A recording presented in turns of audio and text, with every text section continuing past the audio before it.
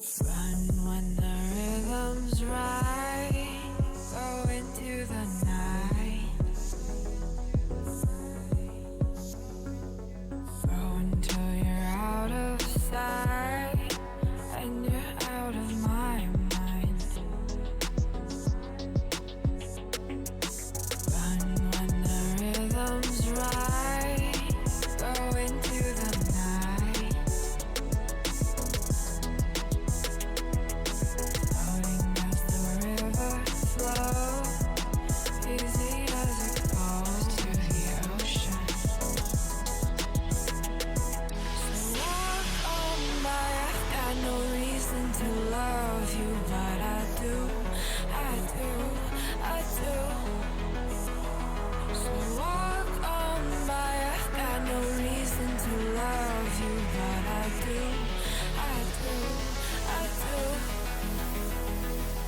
Show me colors of the sky, but all I see is gray. You lost me when you lied. Promise me, but you never tried. Secrets in your eye, you go and run, I'll hide. Show me colors of the sky, but all I see is gray. You lost me when you lied. I don't ever wanna be crowned, just another prize. It breaks my heart, heart, breaks my heart, heart, heart, heart, breaks my heart, heart, heart, heart, breaks my heart, heart, heart, breaks my heart.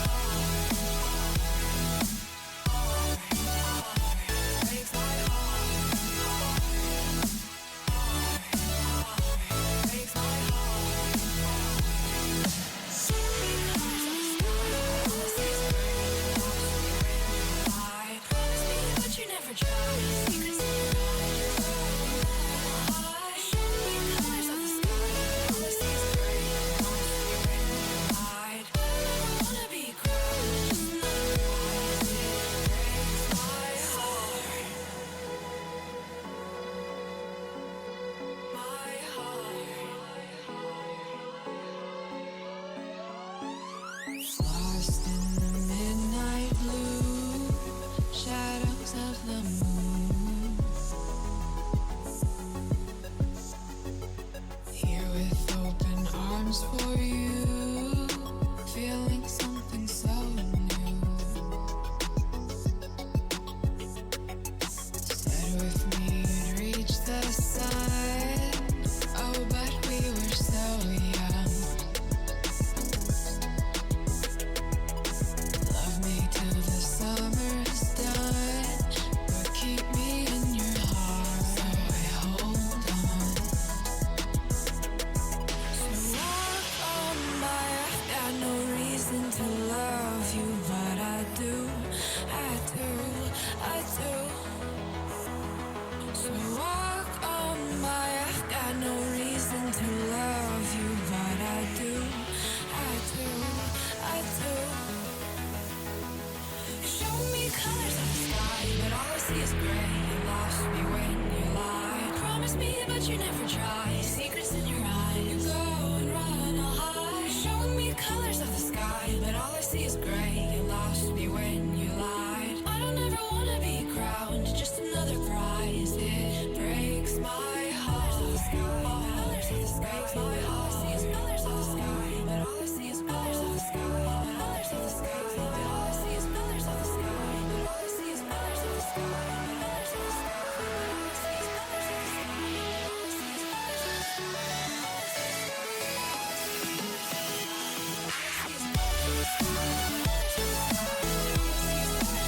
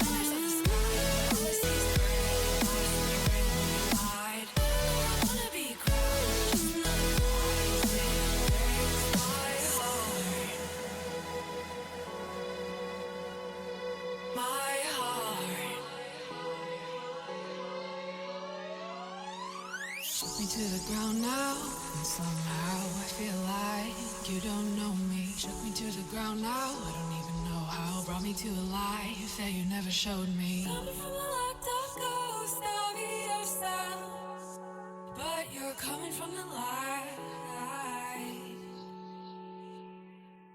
There's more to you than you ever thought there was. Yeah, you're coming from the light.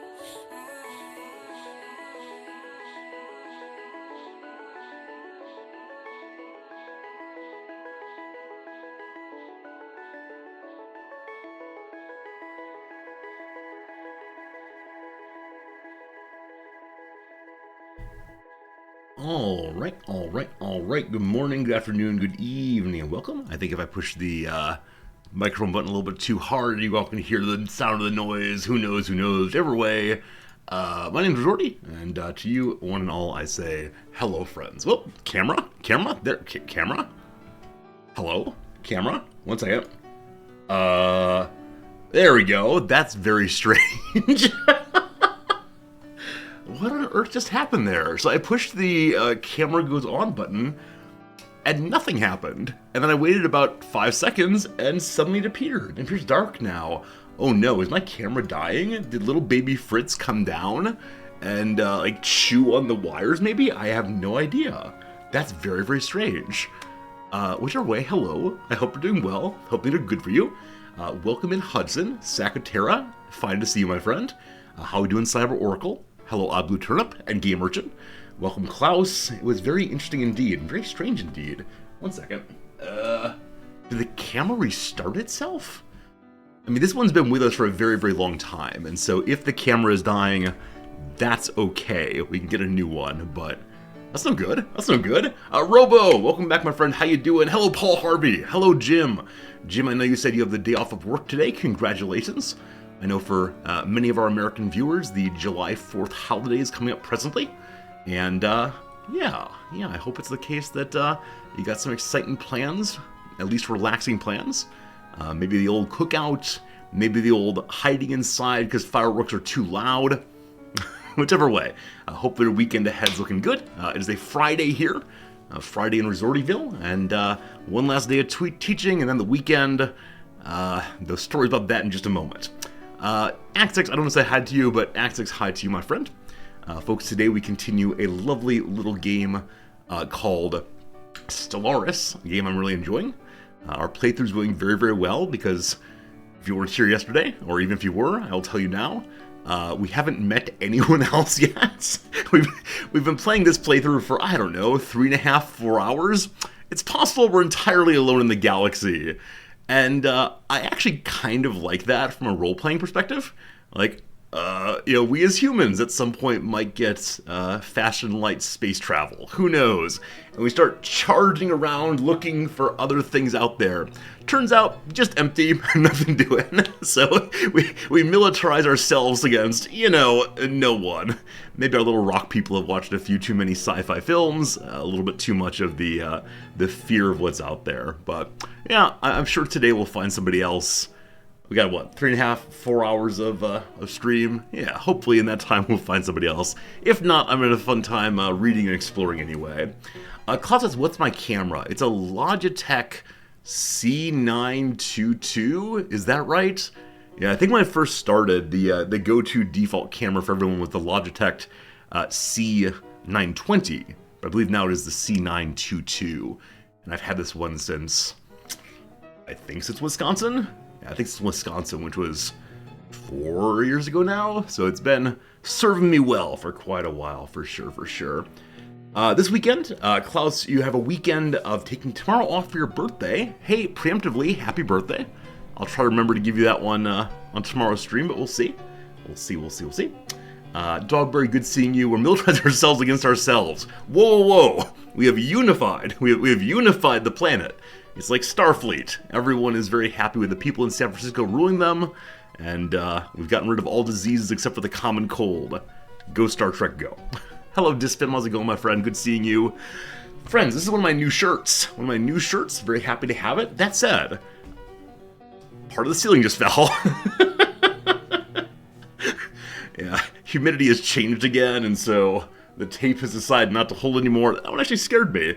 For a brief moment, I thought it was going to hit my head. It came down right here. Right here. That's exciting. This is one of my new shirts, though, I was saying. And it's a weird shirt. I bought it without properly translating. Like, I translated the part of the offer that said this is a short sleeve shirt. It's a white button up. All fine, all fine. It has a different... I don't know what this part here is called. So this part where the buttons go, I'm used to there being a little ridge of fabric that runs along the side that does not do the buttoning. This one, though, is flat. This one there is flat. And I don't know how I feel about that. Like, I'm used to having a little bit of texture there. I'm not sure it matters, except while wearing this shirt, I feel like a very young person. It's like hip dance club resorty.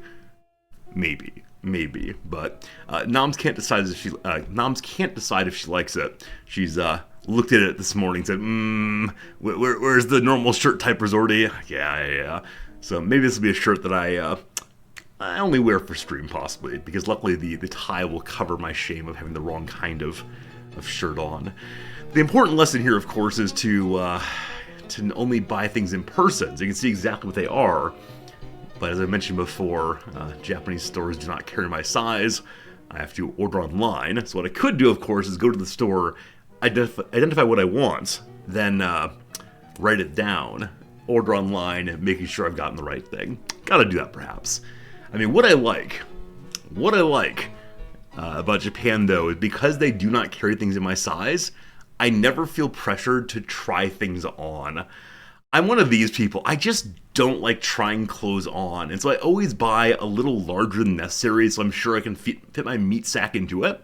But yeah, Noms is always about like, oh, let me go try on all the clothes and see how good it looks, and I get that. I understand why she might want to do that, but I have zero desire. And so when Noms and I first got married, she'd say, oh, so you'll take it home and try it on there, and if it doesn't fit, you'll return it, right? And I said no, I will keep it, and I will wear it, no matter how bad it looks. It's my clothes. I don't know what it is exactly, but the dressing room and I are not friends.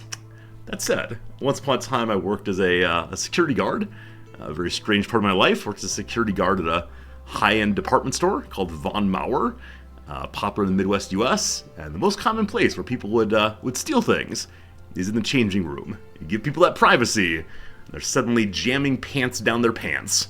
Actually, a common way to steal pants was to wear multiple layers of pants on simultaneously. And yeah, it's amazing. As I said before, though, my number one stop of all time was the day of Thanksgiving morning, so absolute craziness in there.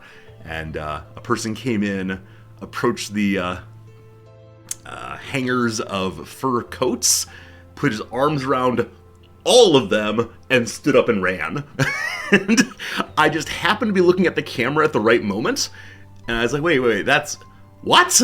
And off I went, and I made the stop, and I was very happy about that, because it would have been so embarrassing to have someone steal just that many fur coats just like that.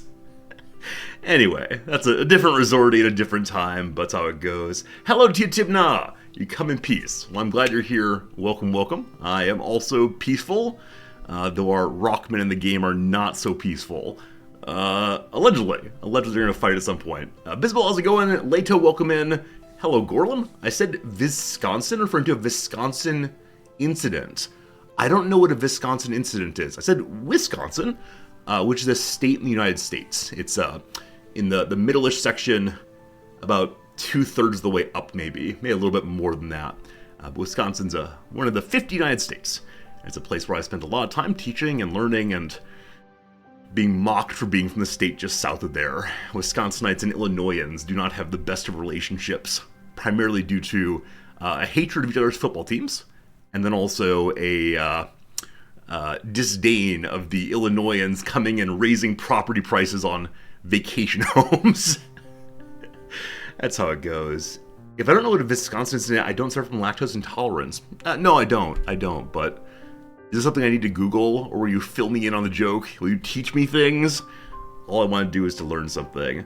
Leto, you did some nighttime photography. That's really cool. I'm not sure if you're a Discord person. If you aren't, though, you might consider joining it up, because we have a show and tell channel. I'm stuttering today, my apologies. We have Snow and? One second. We have a show and tell channel that people put photography in sometimes. And so if you're interested in showing us your photography, I would love to see it. Earlier today, one of our mods, Jack, went ahead and took a photograph of his eye, and like his eye reflecting other things in the world. And it was so darn cool to see. As I mentioned on yesterday's stream, I know nothing about photography at all, but I'm always really glad to see people who do make and create more art indeed. It's a really cool thing to see people share their creations. And I know many of us are not professionals in these art fields, but it's awesome. I love seeing creativity and how humans make things. So please, that'd be very, very cool indeed. Because you're not American, you find that 50 states is too many. It is a lot of states. And I'm always kind of struck how Americans tend to know the states are near where they were born to. They know this very, very well. But then there's usually large portions of the country that go, it's over there somewhere. So because I'm from the Midwest, the area to the northeast of the United States, I know kind of, sorta. Where people who are from the Northeast often know the middle part, kind of, sorta. States like Kansas are often a little bit unsure where they go. Anything to the west of Ohio, I've been told, is uncertain for East Coasters. Who knows? Cool, Lado. You're a hobby photographist. You won some contests, though. I mean, awesome. Independently of winning awards, I think it's just a joy to be able to take the time to create. I think there's so much in our life that we, worry about efficiency and, am I making the most of my time and am I producing and earning money, etc., etc., etc. But yeah, time we have hobbies that just allow us to capture a bit of the world or to enjoy a bit of the world or see the world in a non-productive way, I think is awesome. But if you need productivity, you can produce smiles on my side, but post them on Discord. So thank you very much for doing that. Beazle, you're also like that in Brazil. You're more familiar with the UK thanks to CK3 than Brazilian Northeast. It's true. It's the weirdest thing. I know all of the counties of the UK, I'm relatively sure. I know all the counties of Ireland also, assuming the counties actually do map onto what they are today. It's a weird thing where I know the counties I grew up with right around my part of Chicago, but yeah, CK3 gives some really weird, deep knowledge on parts of the world I've actually never been to. It's a weird thing. There's probably something to be said about this. I remember when I was a kid, I loved looking through atlases. I loved looking through maps of, maps of all the different places around the world and saying, oh wow, there's a river there, and oh wow, mountains here, and look at that topography and so on. Never thinking it would come in handy. My knowledge of the UK, though, has been very good. Very, very good in CK3 and just talking about the world. Texas has 254 counties. Oh my goodness. I suspect that Illinois has fewer than 100, but Texas is just so big. That's how it goes. Great old one, good seeing you. At least one viewer is coming from Kansas. At least two are then. No, I know where Kansas is because I grew up in the Midwest, but I've heard from friends from New York in particular that they know like the East Coast and California and Washington, but anything in towards Colorado, Indiana, all very, very confusing to them. But hello, fellow Kansan, or not fellow Kansan, but fellow Midwesterner. Let's see how they go for sure. You guess Illinois might have over 100 colonies. Oh, Disbam, it's time to have a contest. I say fewer than 100, you say more than 100. How many counties does Illinois have? If you want to Google it, I sure would appreciate that for sure. We got about 10 minutes now until the first ad break. There are two things I want to do on stream today. Number one, I want to talk about the Steam Summer Sale a bit, because it seems to be the case that it's coming around again. Those of you who are enticed by every possible deal, you're about to spend a whole bunch of money, because a lot of games are on up to 75% off, including a bunch of Paradox games. So those of you who've been waiting for, the summer Steam sale, it is here. Illinois has 102 counties. Oh, Disbam, you win. Oh, just over that 100 mark. Well done indeed. Louisiana has no counties, right? You all call them parishes, don't you? Yeah, Louisiana is a weird state in terms of law, right? It's the only state in the U.S. that has a inquisitorial rather than adversarial legal process. So instead of the legal process having a prosecutor and a defense attorney who are arguing both sides and the claim that if both sides give their strongest possible case, the truth will somehow win out. Instead, they have an inquisitorial system where the judge is instead trying to find the truth between all the evidence. And it's really, really weird to think about as someone who's grown up outside of Louisiana. That's pretty cool, though. Pretty cool. Hello to Thak, welcome back. Hello to Hibna. 14 euros, you got 3 games. One is Mountain Blade 2, the other is Fallout 76. Very cool. Yeah, there's so many good games out there. Very excited for it. Jim, you looked at CK3 but you didn't get it yet? I know. If the Steam sale were one day only, it'd be so much easier because we could just say, I can't afford all this. My problem, though, is at some point over the Steam sale, my paycheck comes in, and I suddenly have this moment of, I suddenly have money. I should buy more games. And this is the story of how back during graduate school, there was 1 month where Resorty ate basically just rice and beans the whole way through. It's like, video games. Oh no, food. Whoops. Very nicely that month I had some friends who invited me over for dinner regularly, and I regaled them with the story of my problems, and I thought it was very funny. Especially because back during graduate school, I didn't have time to game at all. And so the games just sat there waiting for me. And I remember getting up in the middle of the night one night to use the restroom, and I was like, I have time right now. I should go play a video game. I was so tired the next day. That's how it goes, though. All right, the other thing I want to do, and I actually only planned this, I don't know, like 15 minutes ago, right before stream started. I want to show you Tokyo from my balcony. I realized I've lived here now for about a year, and I've never shown you what Tokyo looks like from outside my house. And so I was up in the bedroom, getting changed for stream, and I realized that we could look outside. And so I actually did not set this up yet. I have the pictures right here. We'll take just a moment to get them loaded into our broadcasting software, and then you can see the world of my house. Is it a wall? No, I would never do that to you. Let me go to this screen here. Yeah, it's open. One moment while I pull it up. I have only 2 photos. Make sure people can't find my address in the views. I mean, you'll be able to tell, like, you can triangulate, but I don't think with enough precision. And I've left out the parts of the city that are near enough that you could count blocks. I think this is good, but we'll see how this goes. And you guys are pros? See, y'all are making it creepy. I'm like, here, let me do a nice thing. Like, Resorty, I'm going to come to your front door right now. Lucky it is the case that Tokyo is so densely populated that the... simply having a photo will not lead you to my front door. There are a lot of front doors right here. This should be okay. Alright, so here we go. That is Tokyo from my window. Let me embiggen it for you all. Yeah, unfortunately it's a cloudy day, so to the right of your screen you'll see Shibuya. That is the big, sort of exciting hub of the place with the bigger skyscrapers there. It has a whole bunch of large buildings and excitement and parties. Later at night, and I'll take a photo tonight for you, hopefully, we'll see that there is excitement all the way through.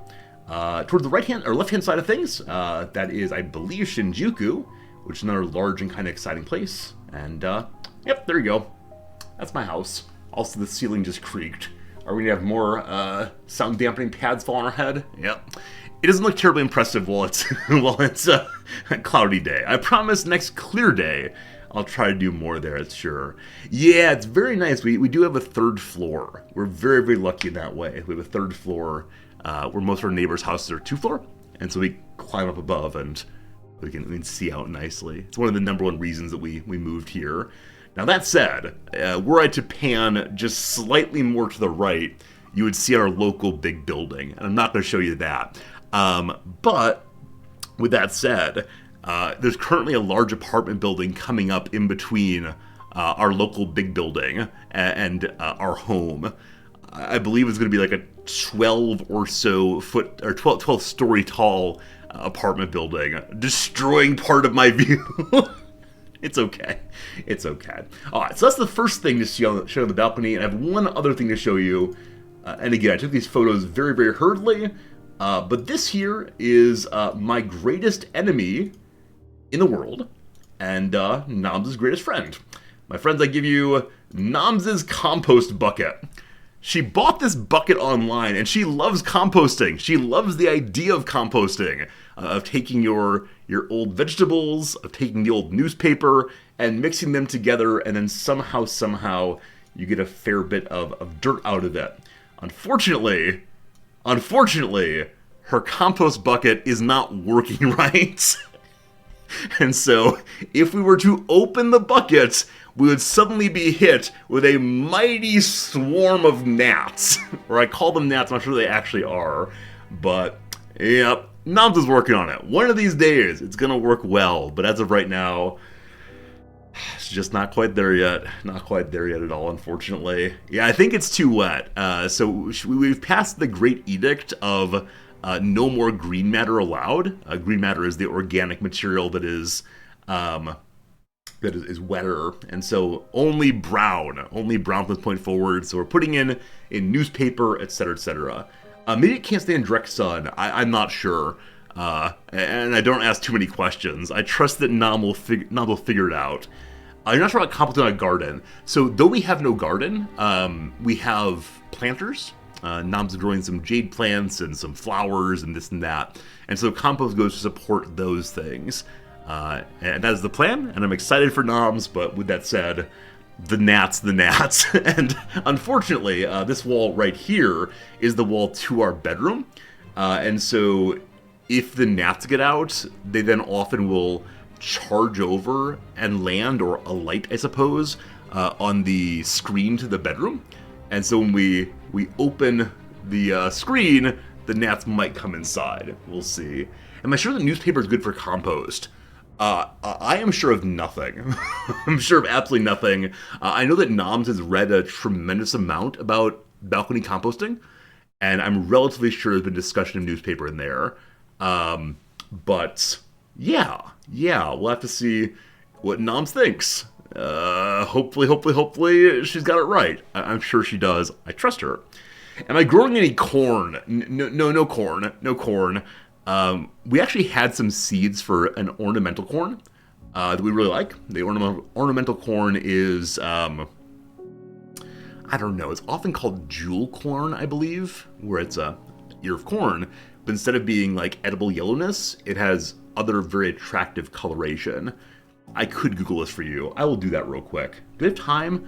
I have a minute until first ad break. Let's see how this goes. Where is this window? You? Good. I'll put this away, and let's talk about jeweled corn for just a moment. Good. Alright, so, jewel corn. Yeah, there it is. Look how nice that is. So someone at Noms' last job gave her a bunch of this. We grew some in the backyard, and we very much wanted to bring it to Tokyo also, because it's such an unusual thing. It looks like little candies, and we thought that people would really enjoy seeing it. But of course, the importation of seeds into another country is illegal, and so we did not do that. But yeah, if you've never seen jewel corn, it's such a very cool thing. Is it natural? I honestly don't know where it came from. Yeah, but it definitely comes out of the earth looking more or less like that. Hey, Tiger Burning, thank you for the resub. Thank you for the Prime sub. I appreciate it. Hope you're having a good day. And friends, an ad break is coming in 20 seconds, so we're going to go ahead and take a quick break. On the other side, we'll talk about the Steam sale a little bit, and then we'll get to today's game, a little bit of Stellaris. Should be good. All right. Is jewel corn edible? I've been told you shouldn't try. I've been told it's not good. I think it's primarily for looking at. In the same way, I think you could probably eat a what's it called? Like an ornamental gourd, but you wouldn't enjoy it, I suspect. Caitlin Reed, a beginner-friendly puzzle. I'm reading so poorly today. We gotta get on that before we get to the game, because there's so much reading inside of Stellaris. Here we go. Material for a mattress topper. A foam, surely. A piece of softball equipment. There's the ball, there's the mitt, there's a base, there's a bat. There we go. Split hairs with a question mark there. So the phrase split hairs means to make very fine distinctions. It could be trim, just like cut one's hair. I'm going to put that in, we'll see if it's right. Probably also does that. Central Asian Sea that lost 3/4 of its volume. So the only Central Asian Sea I know is the Aral Sea. I'm not sure that's right, we'll see. Calculation for a carpet installer. They do areas, that's how it goes. We'll go ahead and do some downs now and see what happens. So, blank godmother, fairy godmother. It's nice that reinforces what we put in so far. Song that was popular back in the day, an oldie. Recently I talked to my father on the phone and he said he finally accepts that he's old because the music that he liked in his youth is now on the oldie stations. Remark to the audience, it's an aside. Very good. Barnyard sound, that's the moo, for sure. A Gilda Radner SNL character based on an iconic journalist. This is a play on Barbara Walters, the great interviewer. Her character's name is Baba Wawa. And I'm not sure if that's ableist, if it's making fun of people's speech impediments, but good old Baba Wawa. All right. A Yankee shortstop who retired in 2016. Oh, is he retired? I had no idea. This is Alex Rodriguez. I rod that. A ride that's hailed is the taxi, of course. A fur baby's foot. There's probably a paw, so trim is incorrect with a P instead. All right, very good. No hard feelings. Are we okay? Maybe. Pungent, brightly colored bulbs. So probably neon tubes? We'll see. Joins at the altar. Nope, it's gonna be weds. So it's not that at all. Okay, so weds here. What is the PA? Split hairs. Oh, part. So like in one's hair, you can have a split that parts your hair. Like I allegedly do here. I had a great part until COVID, and then I started cutting my hair at home, or my wife did, and the part has been defeated forever, and my poor Japanese barbers can't fix it, unfortunately. The boob tubes. Oh, this is actually kind of funny. Boob tube is often used as a slang for television, but boob also means an idiot, so idiot boxes, apparently. Alright, pungent, brightly colored bulbs. Oh, pungent means about smelling. I don't know why I got stuck on the brightly part is neon. So red onions are brightly colored bulbs. That's clever. That's the kind of cleverness I like in the New Yorker, is the bulbs there with brightly, I put into lighting instead. Item on to-do list is clearly a task. The King of Queens actor Rimini. I think this is Leah or Leia, something like that. And she, I think, also has been anti-Scientology for a while now. So I think it's that kind of thing, but I'm not quite sure. Blank Joe's, a grocery chain. Trader Joe's. And I believe I learned that the founder of Trader Joe's was not into like environmentalism or hippy-dippiness or sustainability or organics at all. He just realized there was an opening in the US market for selling those kinds of things. And so like a good capitalist, he said, I must meet this demand while not caring about the ideology that his store was supporting, which I find a delightful story. All right, give off as light or heat is to radiate, good. Cry heard at a rodeo perhaps, good old yeehaw. Gated community in which many aspire to reside. This is wonderful. This is wonderful. It is heaven. Almost heaven, West Virginia. Enchanted actress Amy Adams, I believe. Heartbreaking. Oh, not sure. We can get the downs though. Editors ignore that is stepped. A lobe locale on the ear, surely. Serving stunt performed with one's toes off the board. Hang 10. I thought it said one foot's toes. Hang 5. Hang 10 apparently. Blandly ordinary, so to speak.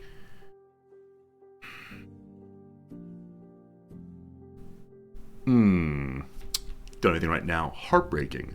Tragic. So it's are we good instead? Oh, is it vacuous? I think vacuous means blandly ordinary. I think it does, but beginner slang is probably noob. Tiniest speck is a moat. Athlete's dry spell. Someone goes on a streak, positively, a slump negatively. Very good. The equalizer network is probably CBS. Very good. All right. A fiercely independent type. Fiercely independent type. Lone wolf. Lone wolf. Mazel tov is just congratulations. Congratulations. Stroke on the green is a putt. May birthstones. I don't know this. I just see the EM. I just think emeralds immediately. Thank goodness. This is something I wish I knew. And back when I was thinking maybe I should go on Jeopardy someday, I knew I needed to learn all the birth months and birthstones and birth signs. But I have a real lack there, lacuna in my knowledge. Stick to, probably adhere to. Danger, peril, almost surely. One's going for the gold. So Olympians, athletes, miners probably are going for gold. A U.S. state with the lowest population density. I assume it's Alaska, because that is real big. Prodigal blank is prodigal son. That's good. Like legal work done free of charge is pro bono. Helpful connections are probably ins. So the ad break has just ended. I'm just going to finish this one if you don't mind. Skirt feature that might show some leg. That's a slit. Seriously overcook is probably just burn. Nabisco treat since 1912. Yes, friends, today Oreo's in the puzzle. Far from a social butterfly is shy. Let me go ahead and pop up to this one and see. A person liable to blab is a loud mouth. In a precarious position metaphorically. On thin ice. Put together as a floral bouquet is to arrange. Put together as past tense also is probably arranged. Professional who may have an alter ego. Alter, like tailoring. Makes a misstep as errors, very good. Chimney coating is soot. I have to say I'm very sad I've never seen a chimney sweep in action. I like to assume that they're all dancers and singers and all the rest, but no. Nurse is a drink is me sip at, sip on. It's about that. Let's try at and see how it goes. Prepared to pop the question, maybe. Oh, the question. That's to past tense knelt. Yeah, so kneeled doesn't fit, so knelt. Complete buffoons are probably asses. And then I knew it. Yes, maybe. Aha. Let's see. Sore loser reactions are sour grapes. Ace in the hail. Nope. It's ace in the hole. And lastly, unwelcome picnic attendees. I don't like ants. Ta-da! Good. That was fun. Hang 10. I enjoyed seeing that one very much. Idiot boxes with the play on boob and idiot. Lovely, lovely. Oreo's kind of lame. Oreo's a knockoff brand? Heck yes. Hydrox, right, is the name of the original Oreo. And that's a terrible name for anything but a chemical. Hydrox. Very, very strange. Okay, good stuff. Let me go ahead and get my little tie on, I suppose. Hello, Gary. You heard that an Oreo and sour cream together tastes like cheesecake. Oreo and sour cream together. I can't imagine. Yeah, I cannot imagine putting those two things together. Like, I know the flavors independently. That pseudo cream and then the actual cream. Those are very hard to say, though. Peanut butter Oreos are also wicked good. Yeah. Very nicely on Monday, I had a student bring me Reese's peanut butter cups, the little mini ones, which she did not know they are my favorite candy. And I said, no, I can't take these candies. They're so rare in Japan. They're kind of hard to get. And she said, oh, I'm allergic to peanut butter. And in this moment, I heard the voice of angels singing, because it was suddenly totally legit to take her candies, because it would kill her otherwise. And so I was doing her a favor by taking my favorite candy ever. So, yep. It's strange how one suddenly begins to, I don't know, fetishize is a strong word for it, but lust after, strongly desire, things that were kind of just banal back in the States. Like, I didn't actually eat all that much in the way of candy back at home. I'm definitely a savory eater instead. But yeah, now I find myself really wishing I had easy access to Reese's peanut butter cups. Now, with that said, I suspect that when I'm back in the US, I will eat way too many of them and say, "Ah ha ha, I've missed you, my precious," and then suddenly realize that I never again want them. But between now and then, good to good. And very kind of my student to think of me. She said some visitors had come to one of her classes from Chicago to sit in and hang out, and they brought with them omiyagi, this tradition in Japan of bringing gifts when you're away, or bringing gifts when you're first meeting someone. I am delighted by, absolutely delighted by. And so from time to time I go to work and someone's been a few cities over, and here are some lemon cookies. The expectation of you, like, apologize to your workmates for having taken a day off by bringing them food. I don't like the guilt side of that or the shame side of that, but I do like the food very, very much. All right. Today we'll do plain old brown jacket. Good old plain old brown jacket. Excellent. I'd like to spend just a moment now pulling up the old Steam store so we can take just a moment and see what Paradox games are on sale, especially because I know many of you are always looking for deals on those.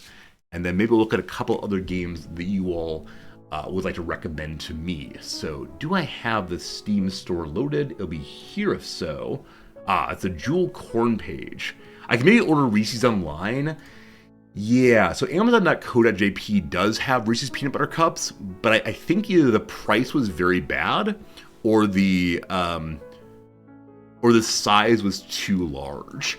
Because if I get one of those like vendor packs of Reese's Peanut Butter Cups, and it's 50 of them, there is a real possibility I will just sit there, like I'll take the box from outside and sit on the front stoop and just eat all of them and put on an absolute show for the neighbors. Alright, so, I thought I had the Paradox link. I don't think I do though right now, so let me go ahead and just pull up the store and see what's happening. There you go, friends, the summer sale in all of its glory. They always pick a like delightful theme for this kind of thing. They always have, fun little games. Does anyone know, are they having a game this year of, as you buy more and more copies of your favorite games, you earn credits or tokens or something, which give you access to some special inventory items that I will never ever do anything with. It's kind of sit there forever, or something different than that. There's a cool colony builder that's 20% off. It starts with R. Oh, I like colony builders. What kind of colony builder starts with R? I've never heard of it before. All right, we're zoomed into 170. I think that's fine though. So we see here the Sea of Thieves, Small Land. Oh, look at this! It's like a little elf man on the back of a cricket. Huh. I don't know what this is. Has very positive reviews though. Trade with the merchant. Face new enemy. This is going too fast. I'm actually not being able to read aloud the pop-ups there. Like, if I were a non-native speaker or non-native reader of English, I'd be unable to read that until like the 5th time around. And that's kind of silly. All right. We got a bunch of games here. Samurai Showdown. I don't think I'm logged into this account. No, I'm not. So I can't see the recommendations to me. But if we push on CK3,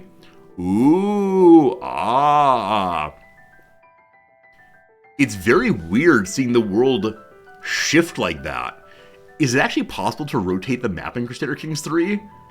I have never, ever done that. So I want to believe it's not possible to do. Or else I might feel very foolish very soon. Anyway, CK2, look at that. Half off.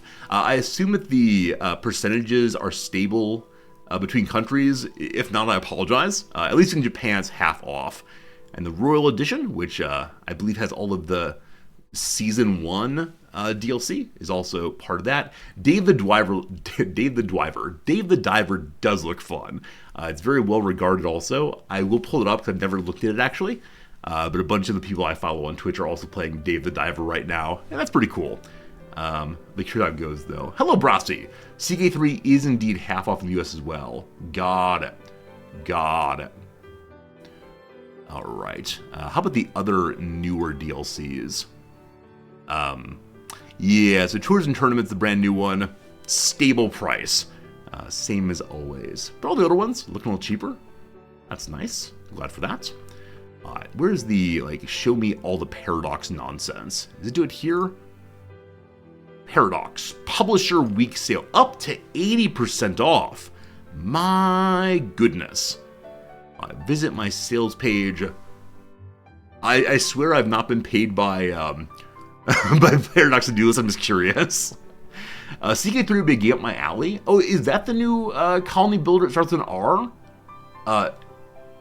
CK3 starts with an R? Huh. Cool. Opinion of Victoria 3. So I haven't gone back to it since its most recent update. Victoria 3 I really enjoyed at the beginning, but later game felt kind of ridiculous, unfortunately. Like just not much happened, and it got kind of repetitive. But that's fine. As the game has just been released, I assume they're going to add more events, more ways of destabilizing, etc., etc. I don't know. I don't know what I want out of Vicky 3. I don't want to just take over the whole world, because it doesn't feel like an empire builder to me. It feels like an economy builder. And if the only way to build your economy is take over everything, it feels kind of dumb. So I enjoyed Vicky 3. It's a game I intend to go back to at some point, but it's not going to be one of my favorites, at least not yet. So it's kind of a, I don't know, a 7 out of 10 on the old resorty scale. Alright, so City Skylines, oh gosh. Something went wrong while displaying this content. Error reference store 81622023117CA. I feel like Captain Jean-Luc Picard calling out my authorization number. That's weird. We're back again. So City Skylines, they're offering quite a bit off, probably because the City Skylines 2 is coming out soon. That'd be pretty cool. Hello, Lady D. Heard you talking about Reese's earlier. Had to go find your peanut butter M&Ms. Envy. This publisher sale looks like it might be an old link. 2023 it says. Paradox Publisher Sale 2023. Oh, is Publisher Week not the same thing as Summer Sale? Okay. How do I find Paradox's current sale then? Yeah, this is May 12th through May 19th. I apologize. It's not the right one at all. I know I have a link in my email. I didn't plan to get this out, but this will work fine. Okay, so Paradox, show me what you got. Good. Here's a link. Copy that. Put it over here. Okay, so the link just leads to the publisher page itself, and then you ignore this one and just scroll through here apparently. Alright, if you say so, video game, if you say so. So we see here, Stellaris is, wow, 75% off the game we're playing today. Some of you have been asking about Stellaris. It's a good time to get it. Though I do see, or I suspect I'll see the DLC is still excessive. Alright, where's the buy literally everything? The ultimate bundle. Yeah, I mean, it's 54% off. That's a surprisingly good amount, though it is quite pricey indeed. And many of the DLCs appear to just be normal price there. Yeah, some are off. Yeah, the newer ones always are not. But yeah, if you've ever wanted to pick up some DLC for Stellaris, probably the best time to do it. It's cool. Hearts of Iron, I own the base game, I don't own any DLC yet. So probably my big purchase during the summer sale will be to get Hearts of Iron 4 DLC in preparation for whenever we learn that game. Now, what I worry is that the war in Europe is going to continue until Hearts of Iron 5 comes out, and that'll be unfortunate, and then I'll have the game and never actually have played it. But Vicky 3, a little bit off. EU4, yeah, man, I wish I were better at EU4 or liked it more. I know it's a game a lot of people really, really enjoy, but just never vibed with me, unfortunately. And then various other DLCs mentioned there. Empire Sin, a game I never played. I believe Empire Sin came out during my last stream crisis and just stopped. It came out, and I think I said I wanted to stream it and then never quite got to Empire Sin. Have any of you played it? Have any of you enjoyed Empire Sin? Or, let's see, the DLC review is mixed. How about the actual game?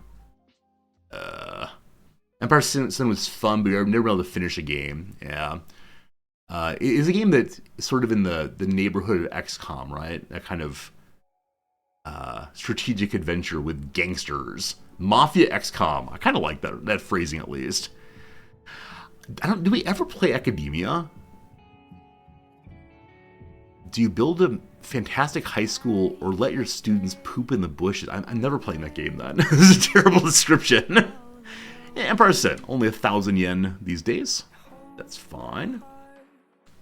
A game I play auction not included is on sale for a great price. Oh, is it? Awesome. We'll look at Clay also and see what they got. But, yeah, no huge surprises there. But good to see that's a little bit off. Does Clay have a page? Hey, they do. It rhymes with play. Alright. So, yeah, Oni, 66% off. Don't Starve Together, 60% off.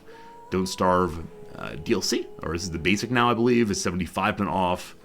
All very cool. If you ever want to get into Clay games, maybe now is your time to do so. Now, having looked at these, I immediately think, oh no, I gotta get back to Oni. Gotta get back to Oni one of these days. This song has singing in it. Can't deal with that. Let's pick a new song. Hope it does not have singing.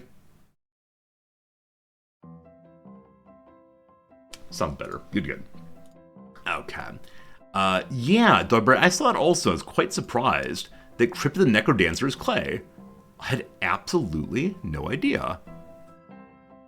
Okay, it's developed by Brace Yourself Games and published by Brace Yourself and Clay Entertainment. I had absolutely no idea. Yeah, this is a game I've heard very good things about, that you have to move with music. Now, unfortunately, I'm very bad at rhythm, so probably won't be playing that one. But it's a really interesting game style. It's that old kind of adventure game with a twist. That's cool. Alright, a couple of games I want to mention. So there's a game I was invited to stream for money, a sponsored stream I want to check out, called Men of War 2. So let's look at this together and let's see what we think. Looks like a World War II game. Everybody loves World War II games. Yes, indeed. Experience warfare like never before. Men of War 2, the anticipated sequel to the acclaimed RTS franchise, is here with all new units, locations, campaigns, and game modes. Combined with the series' trademark historical accuracy and action-filled gameplay on the eastern and western fronts of World War II. Have any of you played Men of War 1? Or just Men of War, probably? I have not. I have not at all. And having said Men of War, it reminds me of a Gilbert and Sullivan song. It begins, Hail Men of War Men, strength of your nation. Yeah. So this appears not to be gameplay per se, but I'm guessing it's going to be this sort of battlefield view like in many other games, though it's not one I've known before. Best Way of Developing, Fulcrum with a Q, publishing. Interesting. Comes out on September 21st. Real-time strategy, Men of War 2, new chapter in the evolution of top-rated RTS franchise. Top-rated? Wow. That's a big claim. I don't know who does doing the rating, though. We'll see.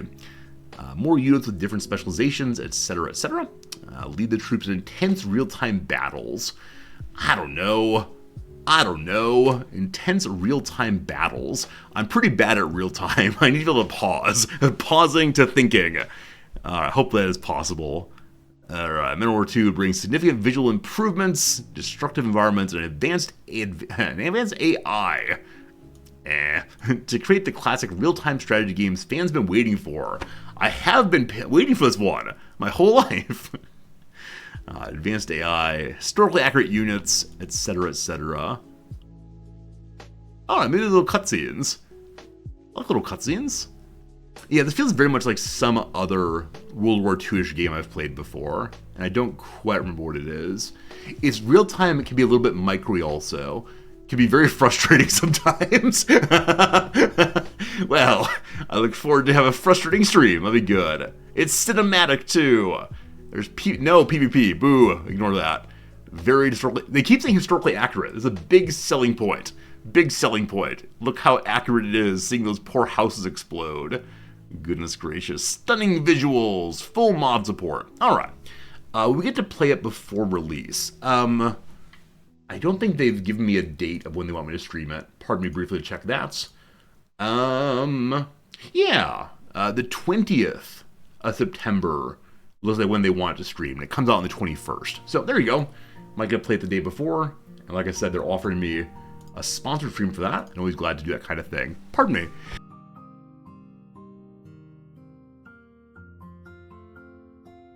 Hello again. Occasionally that cough comes on very suddenly, and I always worry I'm going to miss the mute button and sneeze into your ear. We'd be a little closer than ever before. Alright, cool. Fulcrum makes some other games that might be worth looking at. Okay. We'll look real quick on this one and just see what they do. Forgive Me, Father. It's a Cthulhu game with a... Oh, father's, i.e. a priest. And some heroin, for sure. Fell Seal Arbiter's Mark. This reminds me of like an old RPG. I'm guessing it's actually a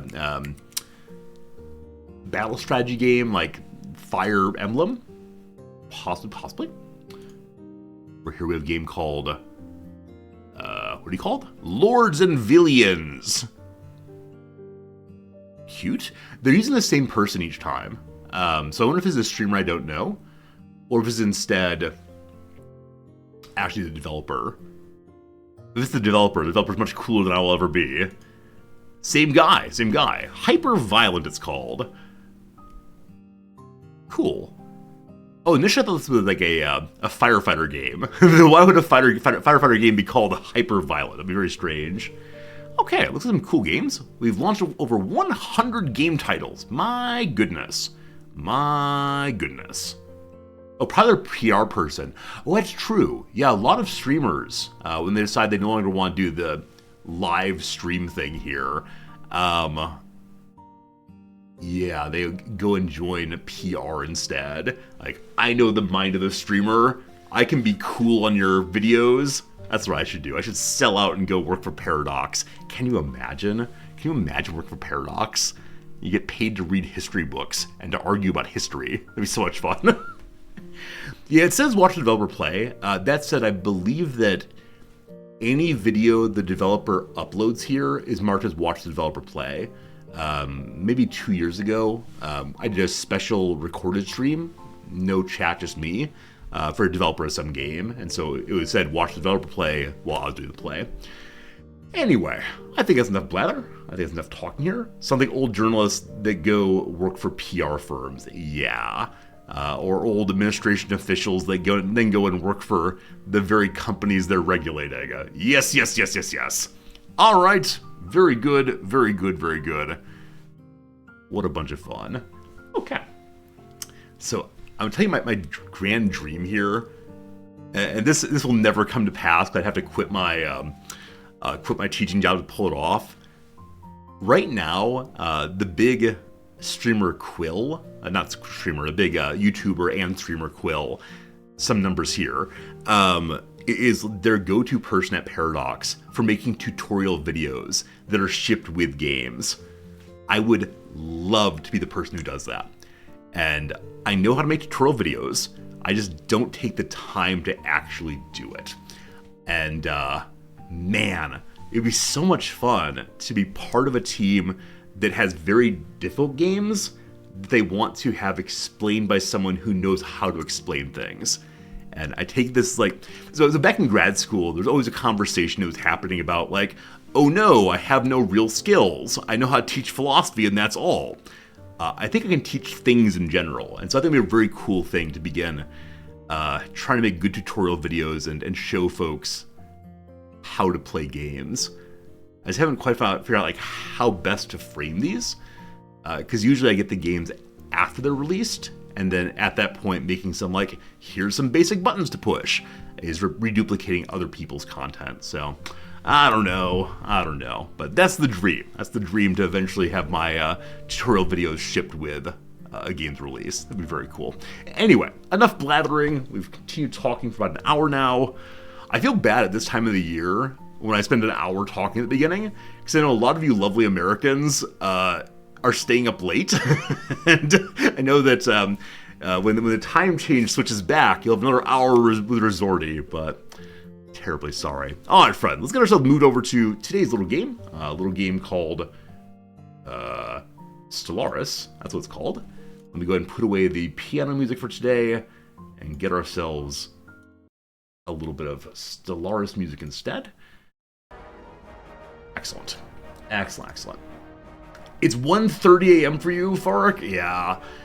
Is it Farouk? Farouk? Far UK? How do you say it? So yeah, I shouldn't say, I know you Americans are still awake, because I know full well we have people in Ireland, we have people in England, we have people in France, and probably all throughout Europe, and maybe even Africa, who knows?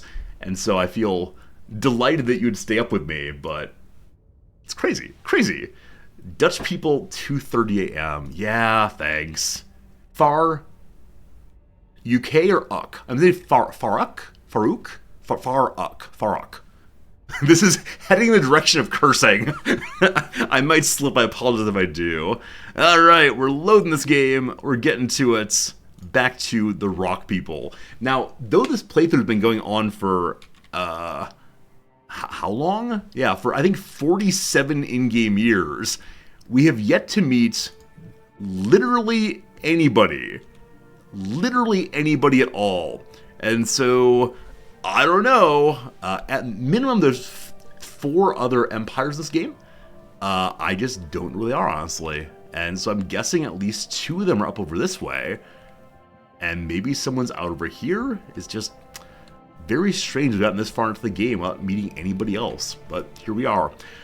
So, I don't entirely remember what we were doing at the end yesterday, other than I believe we'd finished the Hand of God cultist events, and from that we got ourselves a big fancy ship, a flagship perhaps. We have a whole bunch of archaeology to do. So usually I get access to 2 or 3 archaeology sites, and then all the other ones get consumed by the AI. In this case, we have quite a bit there. Quite a bit. And on the precursors, we're done with 1, 2, 3, 4, 5. We'd have 7. Oh, only 1 more, actually. So we could go ahead and spend some of our artifacts? Nope, artifacts. There we go. Artifacts in order to get this bit finished, in order to get the nice bonus from finishing the Cybrex one. And I don't know what that is, honestly. We're playing the Fermi Paradox, because how can the galaxy be this big and there's absolutely nobody around? Seems like a good argument against alien life. Open slot on our capital. So I know yesterday I opened a bunch of slots for some purpose, and I cannot remember what the purposes were. So here there's nothing in particular to dig out. Did I research some new kind of building possibly, or...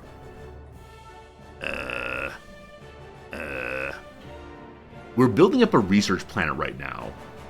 That's something I intend to do. Our home planet's a bit of a mess, we'll fix that eventually. So, I guess I'll just throw up another administration building for right now. Just get more bureaucrats working more and more. Oh, the gene thing. Are we researching the gene thing? If we're researching the gene thing, I do want to leave it for that. We are not researching the gene thing. So, did I unlock the gene thing? I'm going to keep calling it the gene thing for the rest of today. No, we didn't yet. So, we'll just do more bureaucrats for now and then fix that later. On our gas world, we are building nothing. There are 3 open jobs. That's fine. 2 open jobs here. Let's go ahead and remove a blocker if we can. We need defoliants to remove that dense jungle. On a planet called Ice, 3 open jobs. Planet called Happy, 3 open jobs. This one we just recently made, and this place is full of happiness and will probably be full of... Yeah. One second. So the physics research from jobs. This just means any job that produces physics, we get more physics, right? It doesn't mean that any job now produces physics research. So if I understand that correctly, that's only for jobs that create research. This will be a research planet. Now, with that said, we're also developing a research planet right here, because one gives bonus to all 3 kinds of research. That'd be great. So 2 research planets ideally.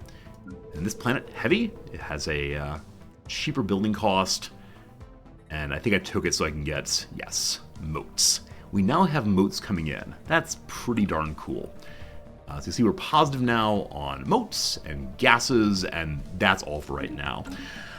I'm just going to unpause the game, and we'll figure out what we're trying to do as time goes by. We have 3 fleets here. Looks like one of them is out and about. Not quite sure why, so let's go ahead and send it back home. Its home apparently is right here. Huh, delightful. And this is our capital. We have a fleet here as well. So we have 3 fleets, 3 capitals, looks good. Convenient mining. The asteroid around Zonith 2 has such a perfectly stable orbit, it's easy to understand why our scientists thought it was placed there artificially. Yet, there are no conclusive indications of any propulsion systems, or any other artificial marring. Marring, they say. The only natural conclusion is that, by some absurdly improbable chance, the asteroid got caught here. There's some crystals on the surface. Thank you for delivering me those crystals. Wow. 2 more rare crystals. Now, where on Earth was that? Over here, there's crystals. Not the one we just found, but these are our first rare crystals we'll be getting very soon. Hello, Slivers! How's it going, my friend? Over here, look at that. Moats and crystals, too. Yeah, so we must take all this at once. At once. This ship here just finished taking territory, so we'll grab all that, too. We are over our leader cap. I'll try to finish that at some point, we'll see. Alright, we're at Happy. A message happening at our new colony, Happy. It cannot be denied, the intoxicating effects of Happy's atmosphere are enjoyable, and even helpful in some cases. There's pressure from the more conservative parts of us to crack down on its possibly addictive gases. So could they shut it down? No hallucinogens allowed, or leave Happy as it is. So I really like it. I really like that we're getting a bonus to physics research. I wonder if we get rid of that if we will lose the physics research. But no, Happy stays Happy. If not, I'll have to change it to the name of another one of the dwarfs that have to become Grumpy instead. Your favorite moment, you come back to the game, you can't remember Genius Strat? Absolutely. I've said regularly, the last 5 minutes of stream should just be me writing myself a note for the next day saying, here's what you meant to do, comma, dum-dum. So, yeah, found more terraforming. Cool, size 20, barren. Maybe someday, maybe someday. Accretion complete. Odd Factor. The crew we assigned to work the Odd Factor on Heavy has disappeared. This Odd Factory gives alloy for free. There's no upkeep, just alloy. We could send a new workforce to take their place, or we could raise the facility to the ground, making sure it will not happen again. Alright, so we could destroy it, or we could send more workers in. Now, if it consumes a worker every once in a while, that's not good, especially when we're developing our people kind of slowly. That said, keep at it. Rock workers gonna keep working. We'll see how that works out.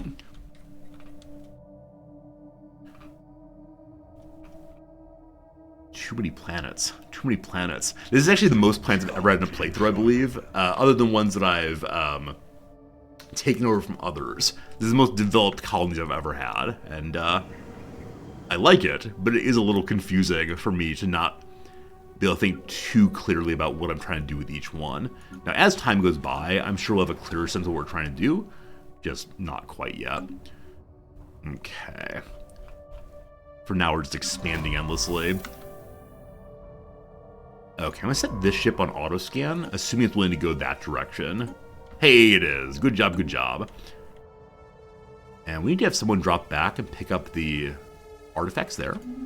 But more archaeology.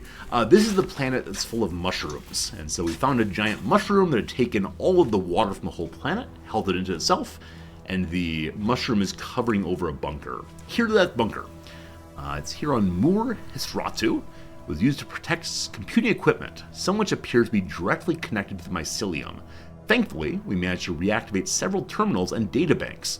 Breaking the encryption and deciphering of the language used will take time, and the team has requested that several top linguists are sent there. Here they go! Hopefully they don't get eaten by the mushroom. Fingers crossed.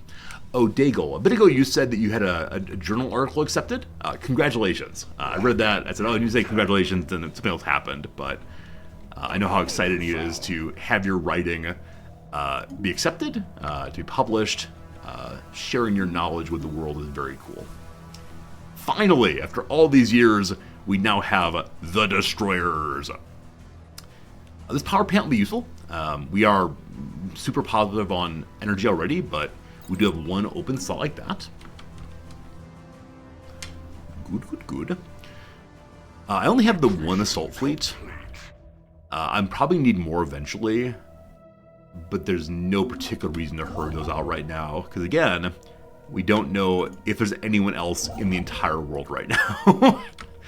A little bit of a trade not being picked up. There's quite a bit of trade down here, so we'll build some kind of trade station to hold on to it.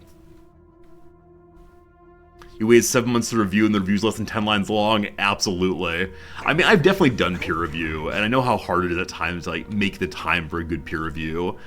But on the reviewer side, there have been times I've offered really substantial feedback, trying very hard to like improve the paper, and it's just been accepted.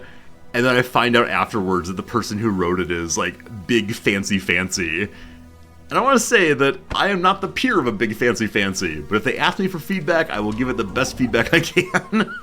So, yeah, peer review's weird. Actually, the whole of academic publishing is very weird in that the authors do not get paid for the publications, and they end up being very expensive often, but yeah. These days when they ask me to peer review, I just refuse. I'm no longer a research professor, so I'm okay leaving that game to other people. Okay, ships to upgrade. This ship here, this station here is just picking up resources nearby, and there's nothing else nearby. So we could put a military battery here, which will help with limiting piracy nearby. On the trade overlay, we see there is indeed some piracy happening there, so hopefully having this starport here with another gun will help protect that. If not, we'll have to have some fleets fly back and forth. Trade not being gotten here also, we know exactly what to do with that. We'll do it in bits. And let's see. I want to take over these gates, especially the lovely little black hole there. But I want to wait on that until after archaeology is done here. And have the science ship scan that way. So, I guess we'll just continue here. Cyberpunk, you're working on a technical book for publication. Wow. Good luck, my friend. It's an exciting process to work on the ideas and to put it all together, and I wish you nothing but luck. Or, as David Foster Wallace put it at the end of one of his speeches at Kenyon College, I wish you way, way more than luck, which I think is the correct request for this. As before, we're kind of low on influence, so it might make sense for me to expand with only one construction ship at a time. We'll see in a little bit. All right. Derelict Station. This is our other archaeology job. We have two going now. One of them is let's dig up mushrooms, like little pigs. Other one is this is a casino in the stars. Once known as the Star Petal, apparently a celebrated luxury resort in this corner of the galaxy nearly 1,000 years ago. A small fleet of tugs would drag the station around to a new exotic location each and every year. But Eldora 3 appears to have been its last. For unclear reasons, the station was pulled into the gas giant's atmosphere and suffered critical damage. What a shame. Looks like our fleet size now is about 4,000. So probably strong enough to go destroy these ancient mining drones. We decided in yesterday's playthrough that the mining drones are the true enemy of civilization. So we need to ensure we destroy them soon. Hey, look at that! One of our little worlds reached 10 population finally. And Accretion complete. I need to get some more consumer goods made. This place is nothing in particular. There's a lot of possible mining, and we do get more minerals from jobs, so I want to have this place be mining and then Unity. So we'll have administration buildings and more mining. Unfortunately. Still need to get more consumer goods. Luckily, there are buildings that turn minerals into consumer goods. So, Moist, what you got? All right, Moist does not have much mining possibility. Has a lot of possibility of industry, so this place will be our factory world and get the consumer goods getting produced pretty straight away. Make 2 of those and see what comes next. All right, lovely planet Thoughts. As I said before, our big research planet, so let's get ourselves our first research building. Ideally, we're gonna have nothing but research here. See how it goes. And hopefully, once our leader cap's higher, we can get a governor, whether planetary or sector, who gives a bonus to research, if there is such a thing. I'm not actually sure if there is. I believe the current cost of a new starbase is 75, something like that. So a little bit longer on that. Which tradition are we currently working on? We are working on expansion to cheapen starbases. Because as long as we're alone out here, we're gobbling up everything we possibly can, and so we make it as cheap as possible. The New World Order. Wow. I wonder if this is a... Oh! I wonder if this is our origin, but no, this is the origin of one of our pre-FTLs. Preaching a radical doctrine of planetary unification, a charismatic leader has appeared on Hadnock 3. Now, only a small and relatively ill-equipped band of rebels stand opposed to majoritarian rule. I thought these people were in the Stone Age. How do they even have the concept of creating a planetary government? They're in the Bronze Age. They have indeed built the pyramids, primitive metalworking, and the idea of a new world order. So we can watch and learn. Watching the unfold will provide some interesting insights. We'll get some science points. Aid the leader. This have the effect of aiding the leader of a major faction requiring investment of resources. Or aid the rebels. So, majoritarianism versus... I actually don't know what the rebels stand for. But I'm not going to get involved in this case. We may dominate them at some point, but for right now I'm okay with just watching and learning, etc. Cool. Cool. JD, it's good seeing you. Welcome back to channel again. Hope you're having a good one for sure. Low on energy credits also.